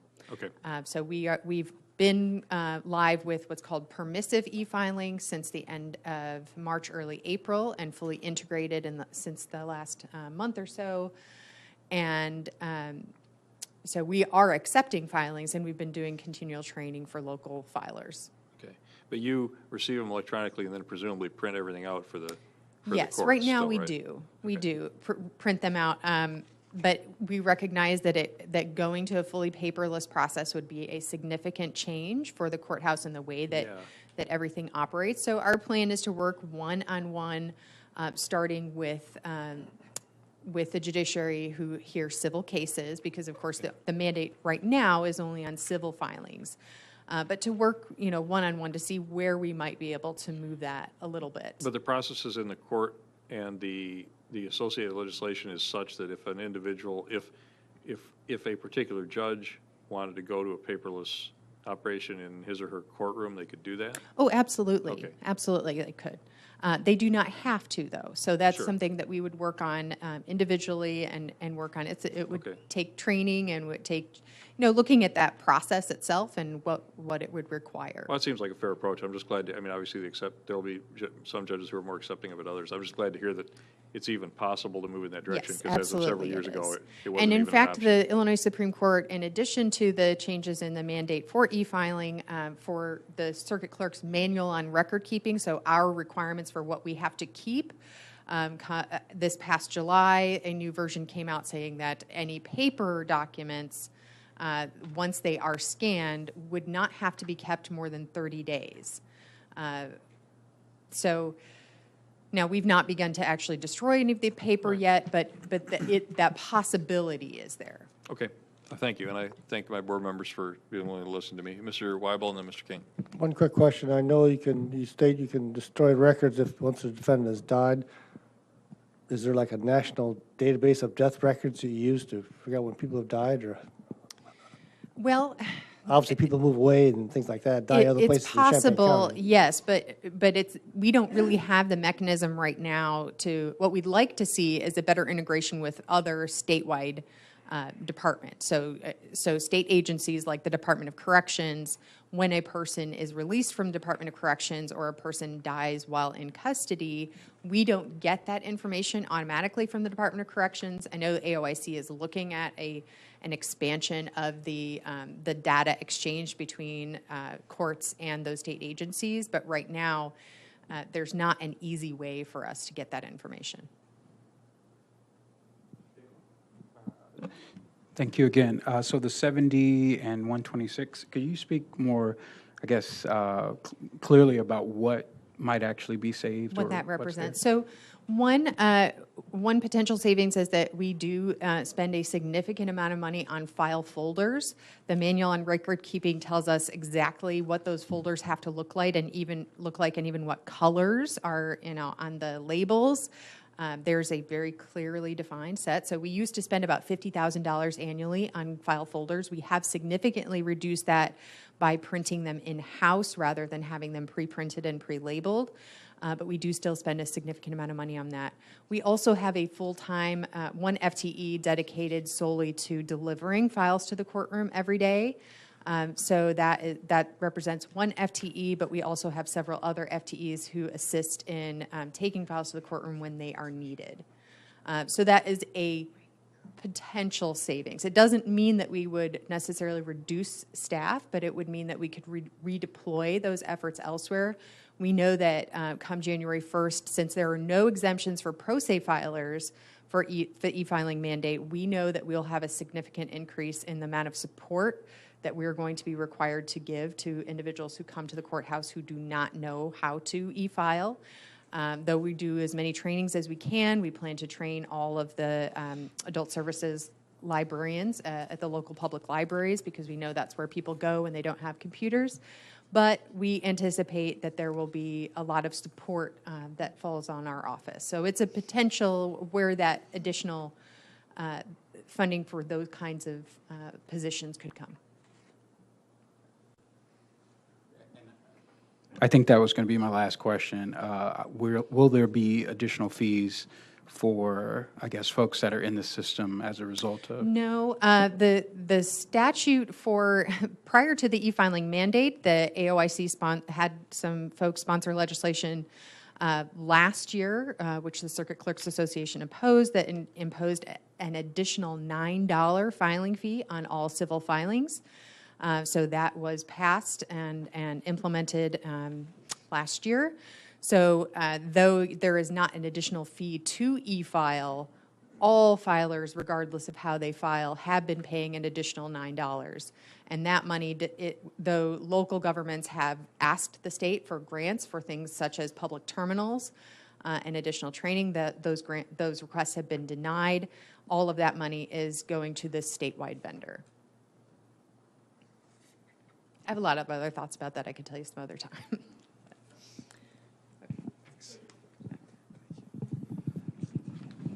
All right, I'm going to move on now to the Circuit Court. The Circuit Court, one of the things that you should know, Champaign County is one of 6 counties in the 6th Judicial Circuit. I think the other counties are Douglas, Moultrie, DeWitt, Macon, and Piatt. And there are 11 judges seated here at the county courthouse. Their salaries are paid for through the Administrative Office of the Illinois Courts, so we don't fund those directly. We do pay for all the support staff, though. In this case, one of the highlights here listed is that the non-personnel expenditures are mostly for mandated services when they need to appoint separate counsel, when they have to conduct evaluations, juror fees, a bunch of things. This past year, AOIC and the Circuit Court participated in a pilot regarding translator services. That's the language access pilot. Unfortunately, due to some technology issues, they were not also, or they weren't able to successfully also get in the interpreters that they needed to make this pilot work. So if you want to imagine this as sort of like a video conference that allowed people to remotely come into a proceeding and provide translation services for defendants and others. But it's, there's still, I guess, a lot of work that needs to be done to make this function well.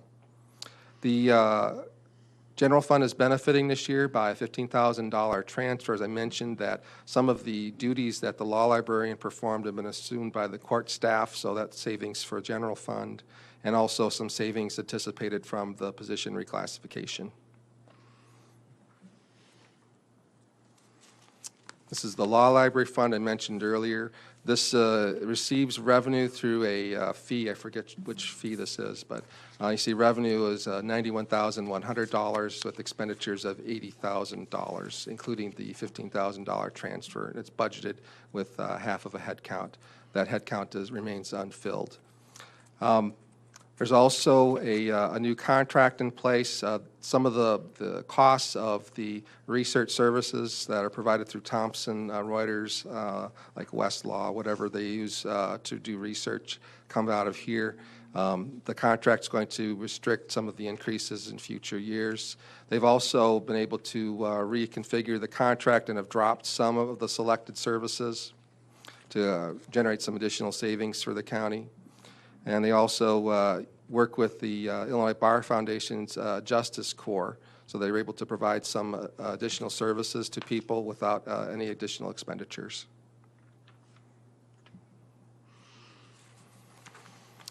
Specialty Courts Fund, Fund 685-031, revenue $81,006, expenditures $77,561.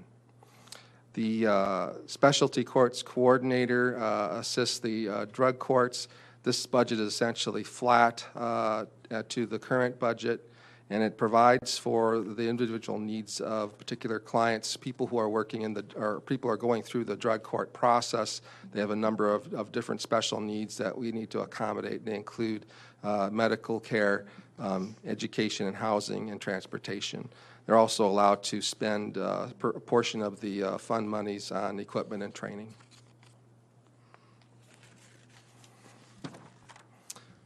Foreclosure Mediation, Fund 093-031. This is a new fund for this year, and it was separated from the Circuit Court's main fund. This is to cover the costs of mediation services for people going through foreclosures. It was originally funded through a grant. That grant is ending. However, there is a fee that is provided for under the statute that provides revenue. The concern with this, though, is that the current fee level is not likely to sustain this fund for a long time into the future. I think by 2020, Tammy, somewhere around there? Yes. Yeah, that it will be out of monies without some adjustments to either fees or some other revenue source. They've also, the court's executed an MOU with someone who's going to be providing those program scheduling and coordination services for the court.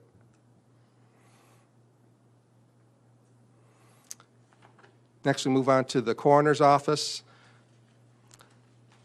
Revenue here is $117,300, up slightly. Expenditures also up slightly, $571,106, with 6 full-time employees.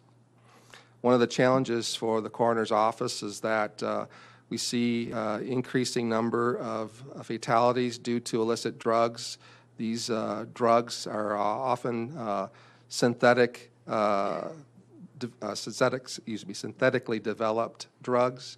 So it creates problems in that when you do testing for these, it may require specialized testing because the typical tests that are ordered in the lab do not pick up these items. And I'll let the coroner can correct me if there's anything I'm saying incorrectly here about this.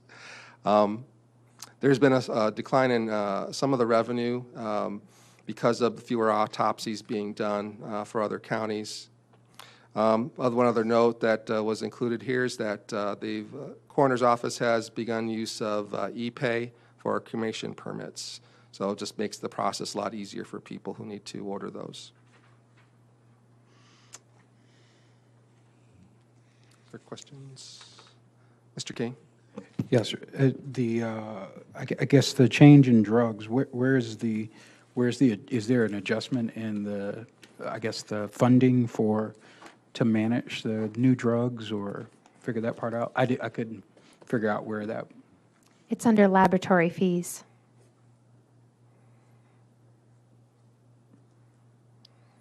In part. You notice the original budget was lower, but it's increased in the projection for this year.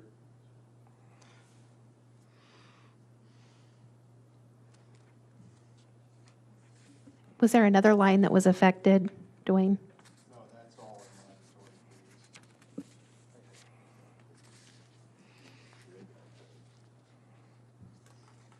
in I had one quick question, I guess, from Dwayne. Is there any one item, I guess you could say, one reason why we're getting less autopsies for other counties? Or they're just finding other places or doing their own at their own facilities, or? No, it just fluctuates. It's just fluctuating.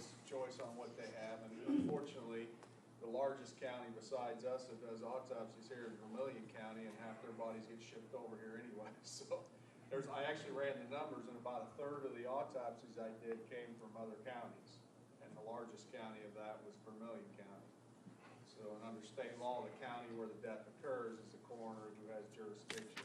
So, years ago, we could say that we want to change state law and make it so the other counties have to do that. Years ago, they tried that. They switched it that way, and then it got switched back like a year later because it screwed everything up. So, the other thing is there's only about 12 to 15 counties in Illinois that really do a majority of the autopsies.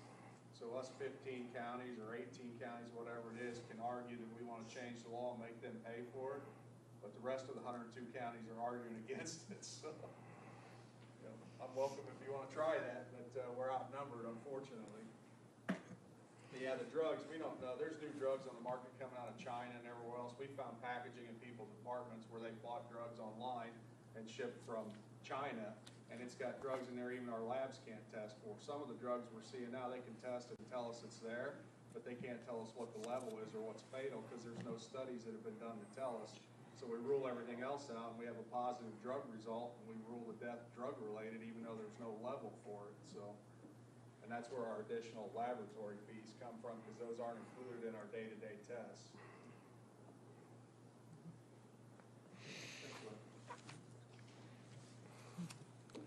Moving on to the Public Defender's Office, there are 18 full-time employees assigned to this operation, revenue of $116,000 with expenditures of $1,140,110. One of the items that was increased this year was the professional services line item for $3,000. That's to cover the interpreter and expert witnesses services. The increasing diversity in the county is increasing the need for these kinds of services in the courts. The next item listed here, the Juvenile Court Act, there was a change in legislation. So they need to have staff from Public Defender's Office appearing at custodial interrogations for persons under 15, depending on the types of crimes that are involved. There's also concern about changes to the requirements for juvenile detention hearings on weekends. This is a statewide issue. I've talked with some of the other county administrators in our area about this, asking how we will respond to this requirement, but no one has a good answer for that right now. One other thing that has been talked about or is in process is what I mentioned earlier in terms of implementing a nominal public defender fee for defendants, something that can be charged consistently and help defray the costs of representation. Patsy? Yes, past budget times, the Public Defender's Office has had a bit of a wish list, and a legitimate wish list. And is that the case now, or does the public defender feel that this office is sufficiently staffed to meet the needs of the county? I'll let Janie respond to that. Yeah. Ms. Miller?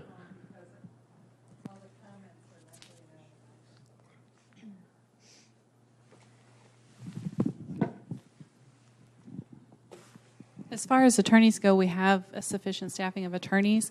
One thing that we would like to have on staff would be a social worker to integrate with probation and other agencies in order to keep our clients out of petitions to revoke and get them all squared away when they're serving their sentences. But that's something we don't have any money in the budget for. So that would be a wish list for us. I think, did you have some physical space or changes too you were interested in? Right. We also don't have any extra room. So we have, if we were to get something like that on staff, we would have to have more availability. We don't have office space for additional staff. We have a set place for interns, and then we have a space for if we get a law clerk that comes in for the law school or a social worker intern, we have a space for them that's mandated. We have to have a computer and an office space for. If we were to get additional staff, we wouldn't be able to take those other opportunities because we wouldn't have the space for them.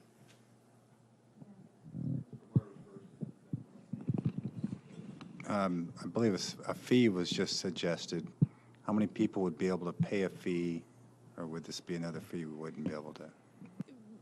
We wouldn't want to have it for our clients who are SSI or SSD because they probably couldn't afford even a nominal amount, but most of our clients could afford to pay $25 a case, which would be a significant impact, I think, on revenue, but it would be something our clients could actually pay. But used to, the fees were charged at $150 and $300, and our clients just can't afford that. Follow-up to your wish list, social worker, full-time, half-time?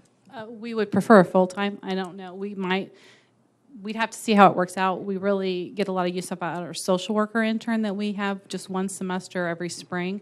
So we would get the full benefit out of having a full-time person, I think. And remind me, is your investigator full-time or half-time? He's full-time. Thank you.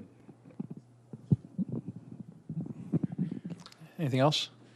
And thank you for being here. Jeannie Miller, our new public defender. We're so used to seeing Mr. Rosenbaum, but he's a judge now, so Ms. Miller has ably replaced him in that office. Anything else on the public defender? This concludes the justice segment. I don't know if any of the department heads, if there's anything else they wish to add. Yeah, and thanks for coming here. Presiding Judge DeFanis is back there. We got State's Attorney. Did I see the Courts Administrator? Ms. Hanson. So, and the coroner, Mr. Northrup. Sheriff Walsh and Katie Blakeman. Okay, thanks for coming, everybody. Appreciate you being here. Ms. Petrie. 10-minute break. Indeed. Mr. Snyder, please feel free to start with Administrative Services whenever you're ready. Thank you, Mr. Alex.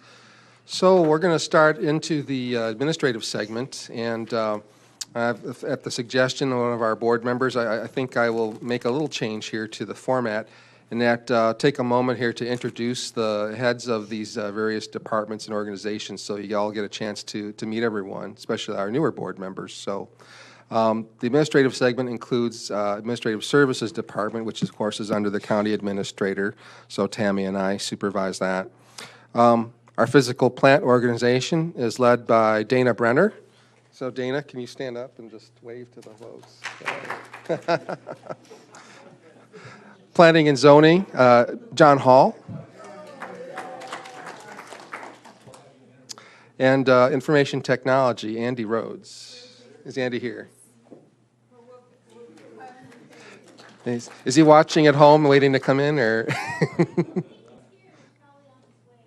Oh, okay, fair enough. All right. So we'll start with ASD first here. Revenue of $71,632 and expenditures of $732,946, just up slightly with 8 FTEs. This year, in contemplation of some changes to the organization, we have had 2 persons depart from our department. These headcount have been held open so that we might consider some reorganization work. And talking with strategic planning, be presenting to the county board next month some requests for job description, evaluation, so that we would have a couple of positions go to Job Content Evaluation Committee for implementation in this fiscal year. The changes that we're proposing, though, will be within our budget, so there will be no additional funds required to implement this if the county board agrees. We also receive revenue in this fund from the health insurance fund. We have our health insurance specialist, this person that takes care of dealing with all employee inquiries about setting up or joining the plan, dealing with benefit issues, anything that they would need assistance with. We have made some changes to the formula this year for that reimbursement, so there's a slight decrease because of that change. Moving on to physical plant. This is what we otherwise would call facilities for the county. The revenue shown here, $1.6 million, $1,610,086 is up a bit. Expenditures of $3,499,480, and there are 22.5 FTE budgeted for this. One of the changes which we mentioned earlier in our overview of the budget is that we plan to implement full reimbursement of utility expenditures related to maintenance of public safety facilities. So in the past, the general funds covered that. Now we're going to offset that, and that is going to allow that the general fund to pay its portion of the ERP replacement project. We also plan to see $86,000 in savings because of some of the equipment changes that have been made in the county to reduce energy expenditures. We also are losing some income because of the situation over at the old nursing home. I think it's been brought up to the county board previously that the condition of that old building, the 1916 building, has been deteriorating for a number of years. There has been evidence of mold growth there. That problem has gotten to the point where that it is no longer safe for people to go into those areas in that home. So that area has been used for training by the ILEAS organization, and so we are no longer able to use it, and we can't include that in our lease agreement any longer. So we're losing that revenue. Yes, Ms. Petrie. Two questions. How is the mold prevented from getting into the HVAC system for the whole building? And the second question is, could you remind us of the estimated cost for that demolition? The estimated cost for that demolition is going to range somewhere between $750,000 and $1 million. There's going to be abatement of lead and asbestos in the building as part of that, so that's going to increase the cost. As far as preventing spread of that, we were going to need to separate physically the old building from the new building, and so I know Mr. Brenner's been working on some ideas with that. And Dana, do you want to speak to this at all?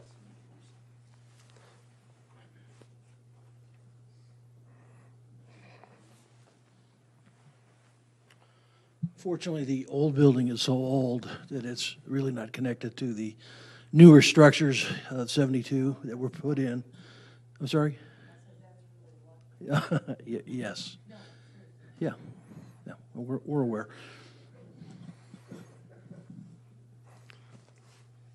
All right. Moving on to planning and zoning. Revenue is $55,651. Expenditures of $444,491. Significant portion of that, of course, is, or the biggest portion of that is going towards staff. We have 5 full-time employees there. There's some changes in permit fees, as you see.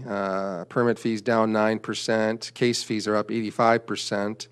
The complaints handled by the department have declined a bit. One thing that has been discussed at the ELA committee and also at the county board is an increase in the planning contract services. We're increasing it from about, I think it was about $73,000 to $85,000.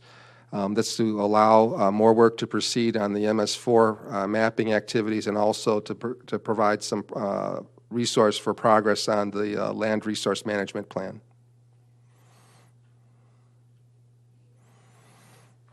Information technology. The revenue here is $113,480. Expenditures of $1,098,244 with 10 FTEs budgeted for this. Last year, we began deployment of Microsoft Office 365. This allows both licenses and online access to the Microsoft Office suite of products. It also includes email and other services that we would like to pursue in the future, things like telephony, voice over IP type of system. We also are going to be implementing cloud services through Microsoft Azure for backup and archiving, as I mentioned earlier. This has been a part of the strategic plan to increase our use of these types of services, to favor these as opposed to doing our own infrastructure projects for supporting these needs. Kronos is our timekeeping system. It is probably one of the most expensive systems on the market. So and we are using it to track time. We're planning to do an upgrade this year. We have been replacing time clocks. I think some of you remember that. That's been one of the items we've processed on I think there was a budget amendment for this a while back. So that will be done. We will be kicking off our ERP replacement project this coming year. We will be doing a number of preparation activities the remainder of this fiscal year to investigate options and take a look at what the actual needs are. One option may be that we could piggyback off an existing contract. One of the software packages we're very interested in has already been selected by the cities of Champaign and Urbana to manage their financials and HR, and is an industry standard type of package. So it's one that we might be able to acquire. It's also available as a service, or software as a service, meaning that it can be deployed in the cloud, so we wouldn't necessarily have to implement infrastructure here at the county to move forward with this. One of the other things I think is really important here is that we need to move towards developing a long-term technology roadmap for the county. The last roadmap was done in 2007. And very little of that has ever been implemented for whatever reason. Lack of resources is probably the biggest one, but for a number of reasons, we really need to do this, just as we've already put together a facilities roadmap last year. Technology is one of the most capital-intensive investments we'll make, and it also is the source of innovation for organizations. So by putting more money into this, I think we can actually do things that will help us improve our processes and improve productivity and the quality of the services we provide to the public. Oh, yes, sir. Not being the most tech savvy, refresh my memory. What were we talking? $2 or $3 million to upgrade all our systems? Because more than that, was it? Yeah, it really kind of depends on what technology we select. For example, one of the products we've considered is from Tyler Technology, and it's Munis, which is the product that's been adopted by the cities. Because it's available as on a cloud platform, we could actually reduce our upfront investment in that. So we're talking about maybe a couple $100,000 versus millions in the first year. But we can basically amortize the cost of it over a number of years. We're going to have to pay maintenance fees anyway, but it seems to me that we can just leverage that and also make sure that our installation is maintained at the most current level of software. That's another problem that comes up with these types of deployments, is that you'll install a version of the software and it's probably obsolete by the time you get it on. Whereas having this managed in the cloud by the vendor would allow utilization of their expert resources to maintain it, whereas our staff can focus on end user needs, any kind of reports or other things that need to be generated they can assist with those kinds of things. And I think that's the most effective way to utilize our staff as well. Now we still have to upgrade the tax cycle software next. That would be what would follow logically. It doesn't necessarily have to come from the same vendor. So there are other different vendors we'd look at potentially, preferably one that would integrate though. And many of the vendors do provide options for package integrations. And then longer term, we know that we're going to have to upgrade the justice systems too. Currently, JANO, which is in use at the courthouse and sheriff's office, that runs off an AS400. And there are not a lot of customers of this software. I think there's 7 other counties that are the major customers of this software in Illinois. And obviously, not having a wide base of customers gives me some concern as to the longevity of the product. If a number of customers decide to pull out, it wouldn't take a lot where we put us in a vulnerable position. And there's a lot of investment in the processes and the technology to make it all work. So it's not something we can just jump from, overnight. So we'll need to do some work on planning on that. Mr. Esri. I was just going to make mention Mr. Rhodes did enter the room, if you wanted him to stand up as well. Oh, that's Andy Rhodes.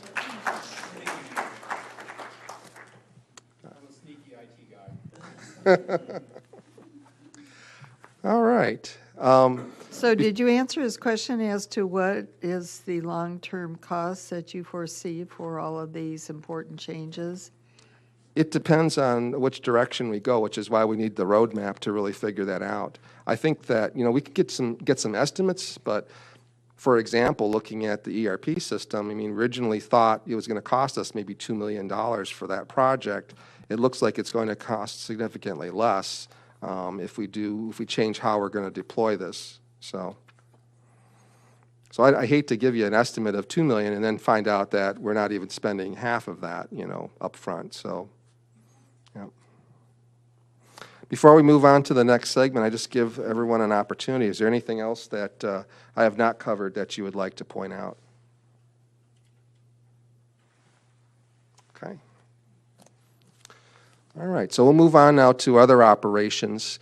This includes the Regional Office of Education, Extension Education, our Veterans Assistance Commission, and then moving on to County Board, General County, which is a clearing fund, ADA compliance, our debt service, and capital asset replacement fund. So I think Jane, I saw Jane in here. Is Jane here?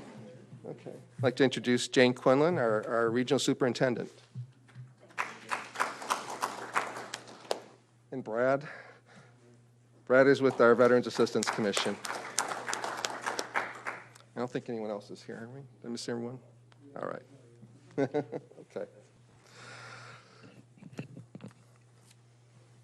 All right, so this operation, there are 3.55 headcount budgeted for that this county supports. As you know, the Regional Office of Education includes also Ford County, so we're just part of this.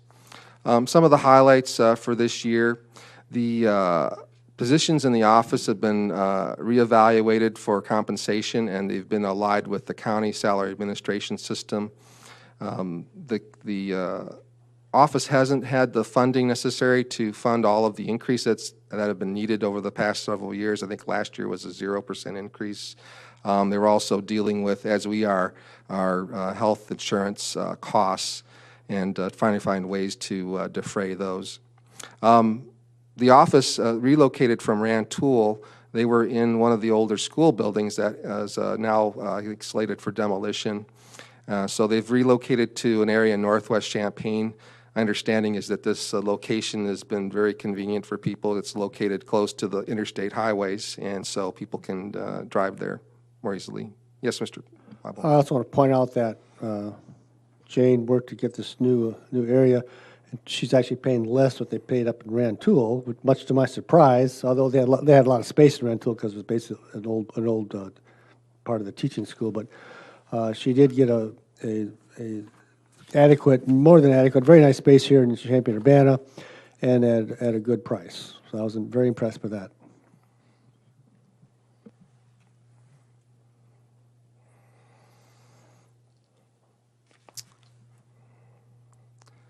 All right. Moving on to Extension oh, sorry, Ms. Petrie.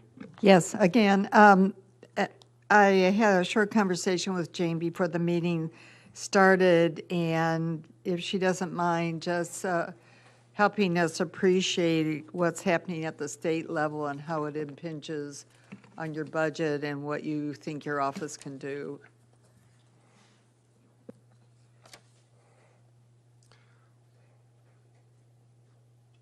There are a couple of different things. When we met this morning, I talked about the funds that we're owed. So right now we're owed about $500,000 for grants and projects from FY16 and FY17, which I think we'll eventually get. But the other thing that we talked about was general state aid, which was Senate Bill 1, which the legislature is discussing and may have voted on by now. But the general, it went down. The compromise went up, but okay. So the Regional Safe School Program, READY, one of their largest sources of funding is general state aid. So whatever happens with that new funding formula could have an impact on funding for that program. That's actually, so with the ISB grants, what is the indirect cost rate that we are receiving? For the Compared- grants? Yeah, compared to what our actual indirect cost rate is. Okay, so we, on our grants, don't have any indirect Okay. cost. We actually, for the departments that have those grants, we charge direct administrative costs for those. Okay. Perfect, thank you. There's one question. At some point, could you get us the percentage on the ratings for the PD trainings? The ratings for excellent or good on your Oh. PD hours, PDHs? Yeah, that is going to be one of our performance measures for FY18. We Awesome. have not collected that and aggregated it in the past. Oh, very cool. Okay. Okay, awesome. All right, Thanks. Mhm. So that $250,000 grant is a competitive grant, by the way, and it's going to help fund teacher education so that they can improve classroom skills. One other thing is the last item up there is the technical, training and technical assistance for the homeless liaison. So the intent of that program is to remove barriers to accessing education for children who are homeless. So they served quite a large number of people through this program so far.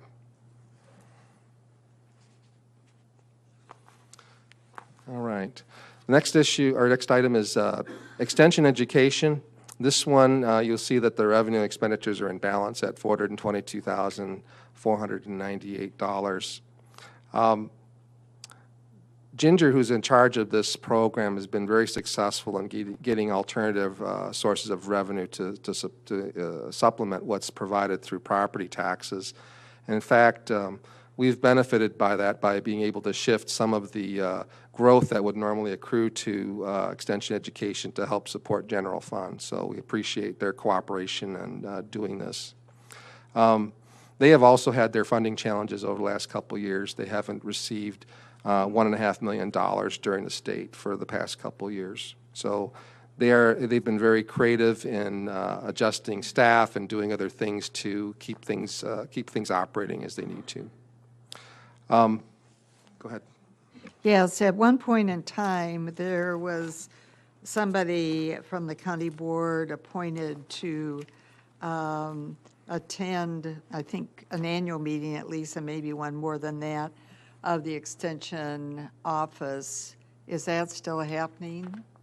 Mr. McGuire attends and I also attend too. Who? Mr. McGuire is the official representative. I also attend him also. Okay. Then could we every now and then get a report? We pass a whole lot of money through to Extension, and we have no sense of what they're doing with it.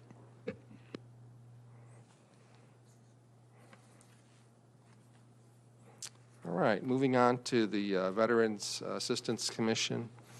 One FTE associated with this operation. Brad does a lot of work with people in the community to provide support for veteran clients that come in. You can see there's been a couple of activities to generate donations to this to the organization or to the department that are distributed. A significant amount of money goes out through this department. It's about over $80,000, I think, distributed in assistance to veterans. I think that's it. All right, before I move on to county board, are there any other questions for either Jane or Brad?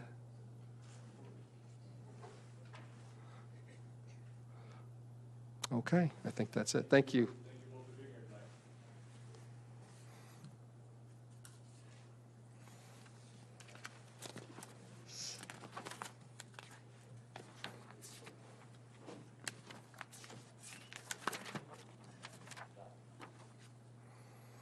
All right, this is the county board budget. It includes the funds for our per diems and other support for county board. Also includes my salary. Revenue is at $336,700 with expenditures of $309,253. That vast majority, of course, is again for personnel. We anticipate that the county executive salary will be paid from this budget beginning in December, so we have allocated a certain amount based on the discussions that have proceeded so far. We are anticipating an increase in cable TV franchise fees. We have implemented the ordinance that allows us to assess a provider fee in accordance with state statutes. We received notice from MediaCom that they intend to utilize their state-issued license so they can exit the franchise agreement with the county. So having that ordinance passed earlier this year was very important to make sure that that continues. We also have included the restoration of the membership in NACO, National Association of Counties. It's a very useful organization. There's a lot of resources it provides in terms of education and networking. They have been instrumental in helping the county attain grants involving mental health services, substance abuse services. They are very involved with those kinds of programs at the federal level. So I think having our membership back into the organization is very important. And they felt the same way, obviously, in offering us a special deal to get back into NACO. So we're having, where our membership was restored at this year for no expense, and then next year it'll be billed at a 50% discount. And Mental Health Board will be helping out with half of that. These dues are about $4,000 a year, so it's not a huge expense, but it was eliminated previously to provide some savings that were needed.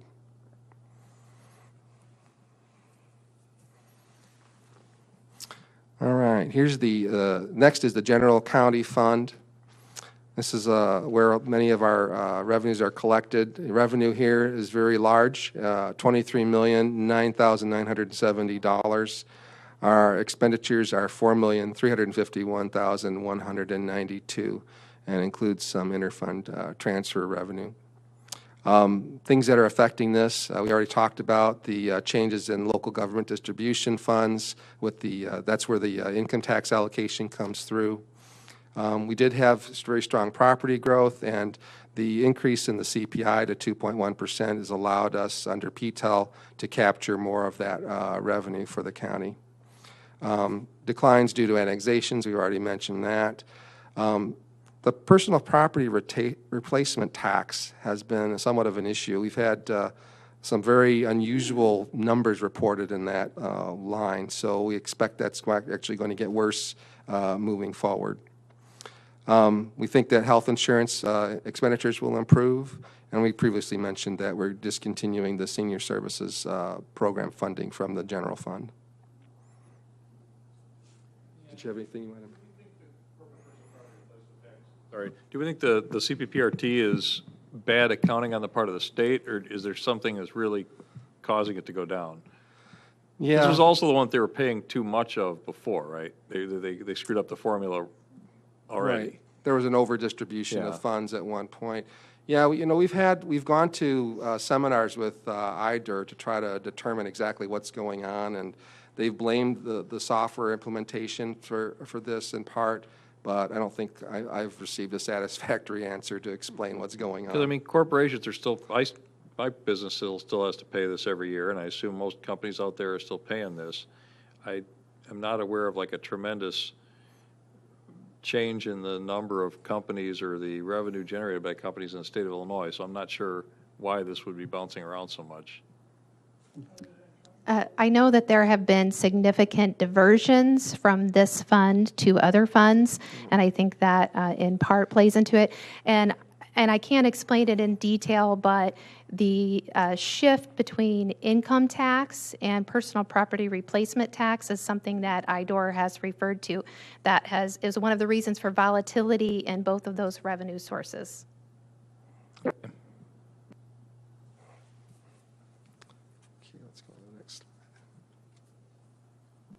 So I think I'll let you talk about this one. This is near and dear to your heart.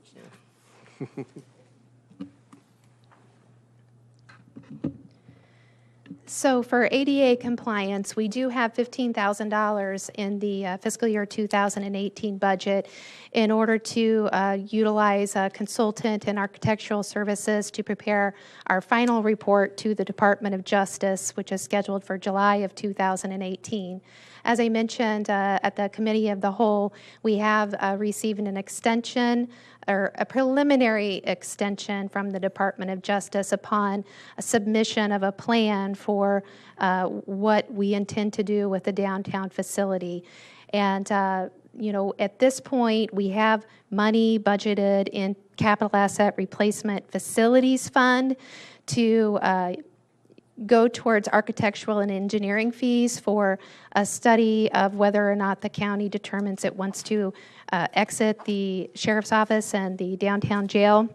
If we are not going to go that direction, that money will need to be transferred to this ADA budget in order to allow the county to complete the remedial actions required by the Department of Justice under the ADA settlement agreement. Again, as I mentioned last week, the county is going to have to make that decision prior to March of 2018 and forward a timeline and plan to the Department of Justice. Tammy, can you remind me what the approximate dollar amounts there are, and if we've broken that down for the jail portion or the sheriff's office portion of the building? The combined total for the work that would need to be done at that facility is $175,000 plus architectural and engineering services. Do we have any idea how that breaks down between the upstairs and the downstairs? I don't have that in front of me. No, it's Definitely more for the jail. I believe so. The jail is more. Ms. Petrie? A clarification of why is there 30,000 in architectural services here, and you mentioned that there was money in one of the other budgets for architectural services. These services would be for the reports that are required and also consultant expenses for the website compliance, and then any other, you know, kind of loose ended projects that don't get completed in 2017. Mr. McGuire? Thank you. But this would be ADA money we would be spending on a building that would need hundreds of thousands of dollars worth of repairs, not roof and everything else. But we expect to stay in those buildings, or most of those buildings?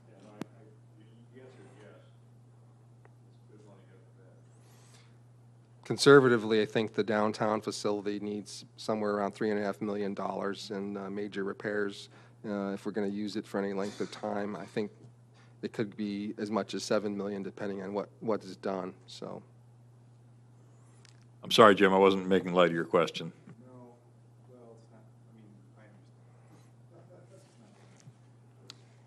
any other questions? Okay. We'll go on to the next one then. So this is a debt service fund for the general corporate fund. And this is where we pay for the $4 million bond that was issued back when the nursing home was constructed. As you probably are all painfully aware now, that there were issues that required remediation following that construction involving mold and other bad decisions that occurred. So there was no money left, and they needed to issue a GO bond instead of another bond. There was no other revenue source essentially for that. The debt service is expected to be about $280,000 for FY18. Right now, the nursing home has not reimbursed the county for FY16's debt service. We don't anticipate that it will happen for 17 as well. What we did was we have included, we have budgeted for the debt service to be covered by general fund in 2018. We feel that it's probably better to be proactive on this and have the money budgeted rather than to have to try to scramble and find that money later on. Just as a last note, this issue was refunded in 2015 to generate some savings with the benefit of lower interest rates in 2015.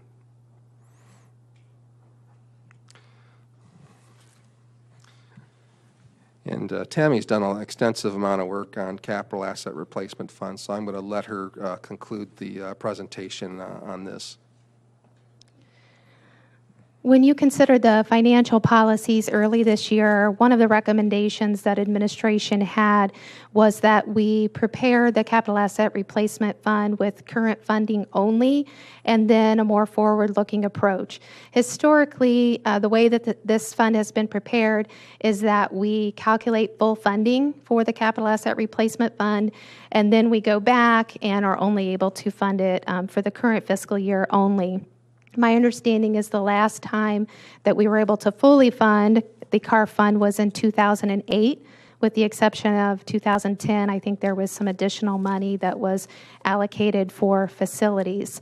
So what Mr. Alex had asked me to do, however, was to remind the board that we are underfunding the future reserves, and based on that calculation that was made last year, it's estimated that we're underfunding the capital asset replacement fund on an annual basis of at least $400,000.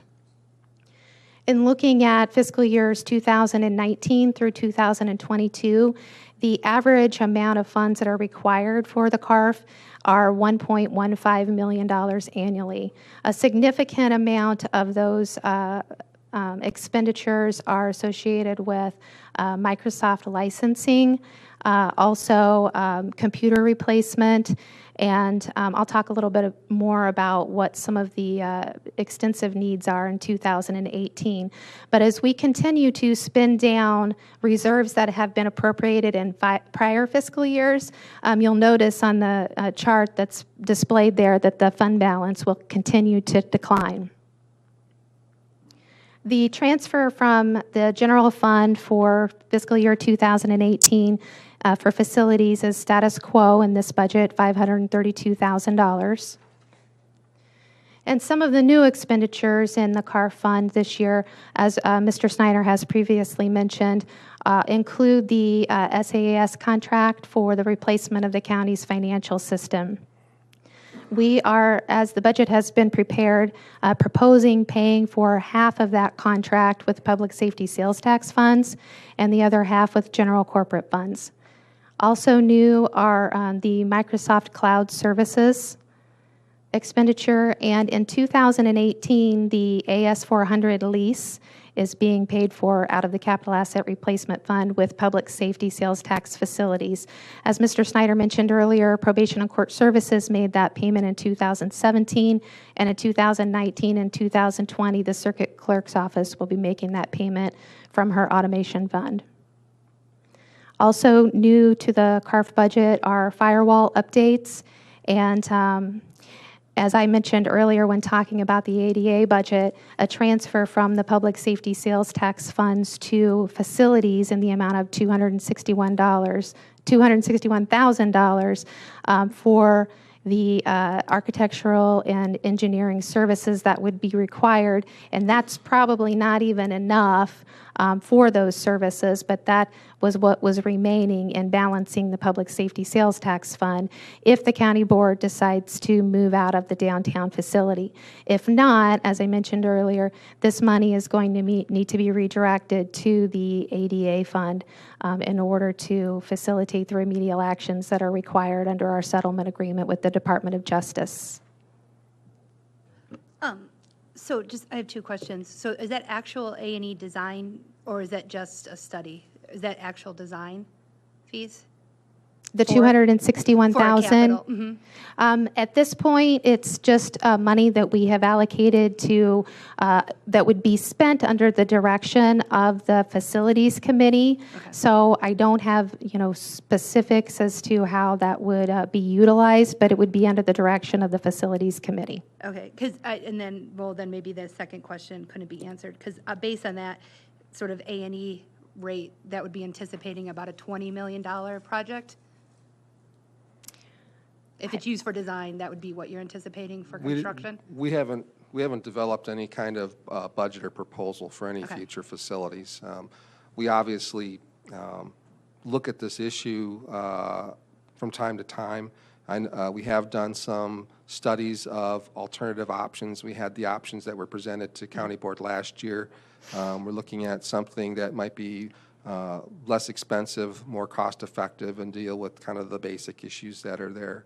But we don't have anything that is ready for presentation yet. Thanks. Yeah, I guess, And- I'm sorry, go ahead.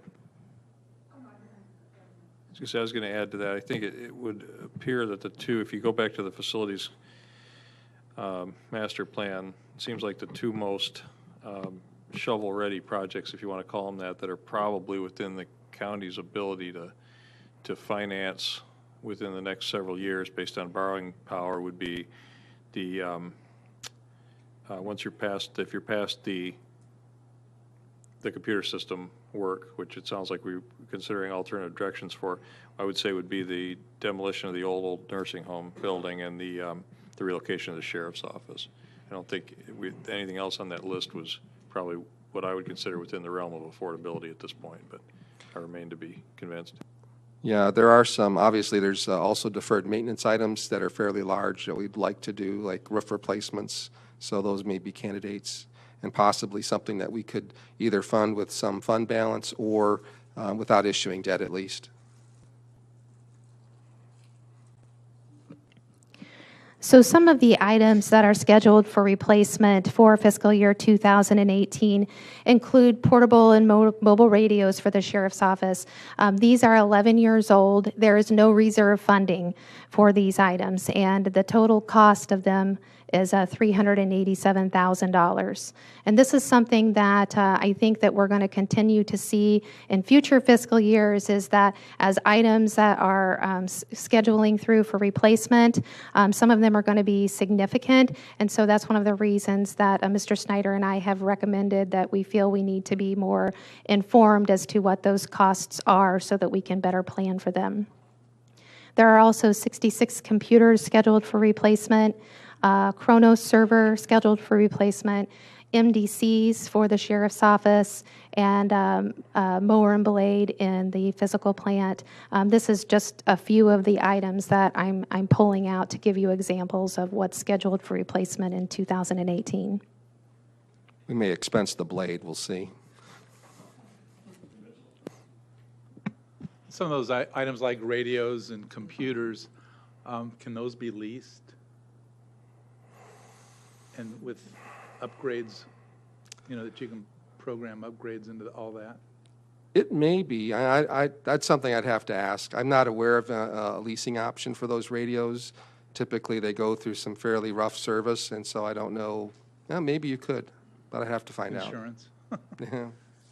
Okay. Yeah, I just a thought, because those are pretty big dollars, and, and then what do you have when they're done? You don't have anything, so. Mm-hmm. So it's, a leasing is, you don't have anything either, but at least you can kind of keep up to date with what the necessary changes over time.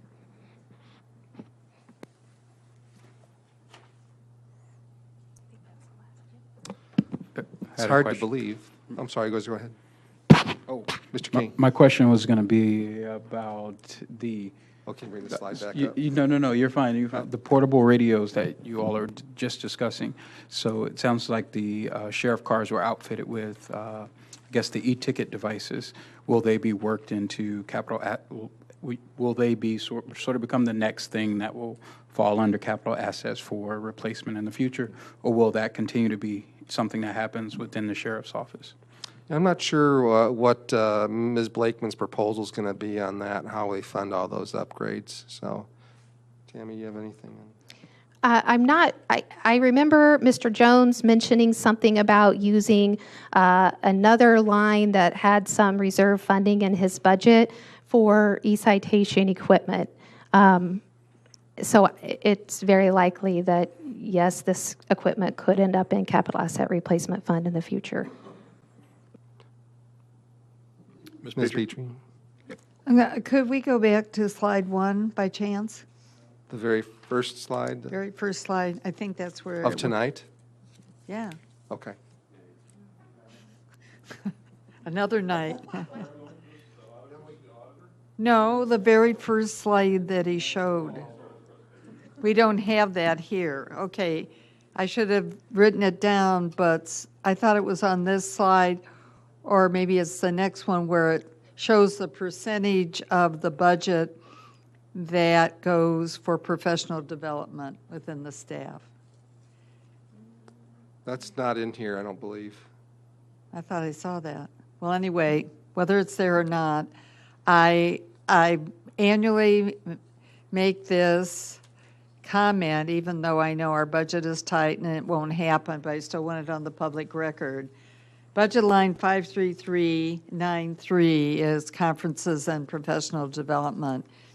Some of it's mandated, which is good, but the other entities really don't have much budget for it, and I'd like to see us start moving toward that. There is set aside a budget pool for those where they're in offices or positions where continuing education or professional development is not mandated, and that people then can apply so that they can go to conferences. I look at what's in planning and zoning, and I think now it's something like $2,000. That's, you can't even go to a conference, one person, for planning, and I think that's just detrimental to the growth and development of our county staff. Thank you, Ms. Petrie. Mr. Anderson. Before you adjourn this evening, I'd like to thank Mr. Schneider for providing the sub sandwiches and the water and the sodas that we all enjoyed. A small number of us were able to catch him during the break and give him some money because he plans on bringing something tomorrow as well. And those who enjoyed this evening can partake tomorrow as a matter of convenience. If you could meet with Mr. Schneider before you leave. Thank you. Certainly willing to pass the hat, and thank you, Rick. Mr. Schneider, do you have anything else for us tonight? Ms. Ogden? Any board members have questions? Seeing none, I will declare the meeting adjourned. Thank you, and we'll see you all tomorrow night.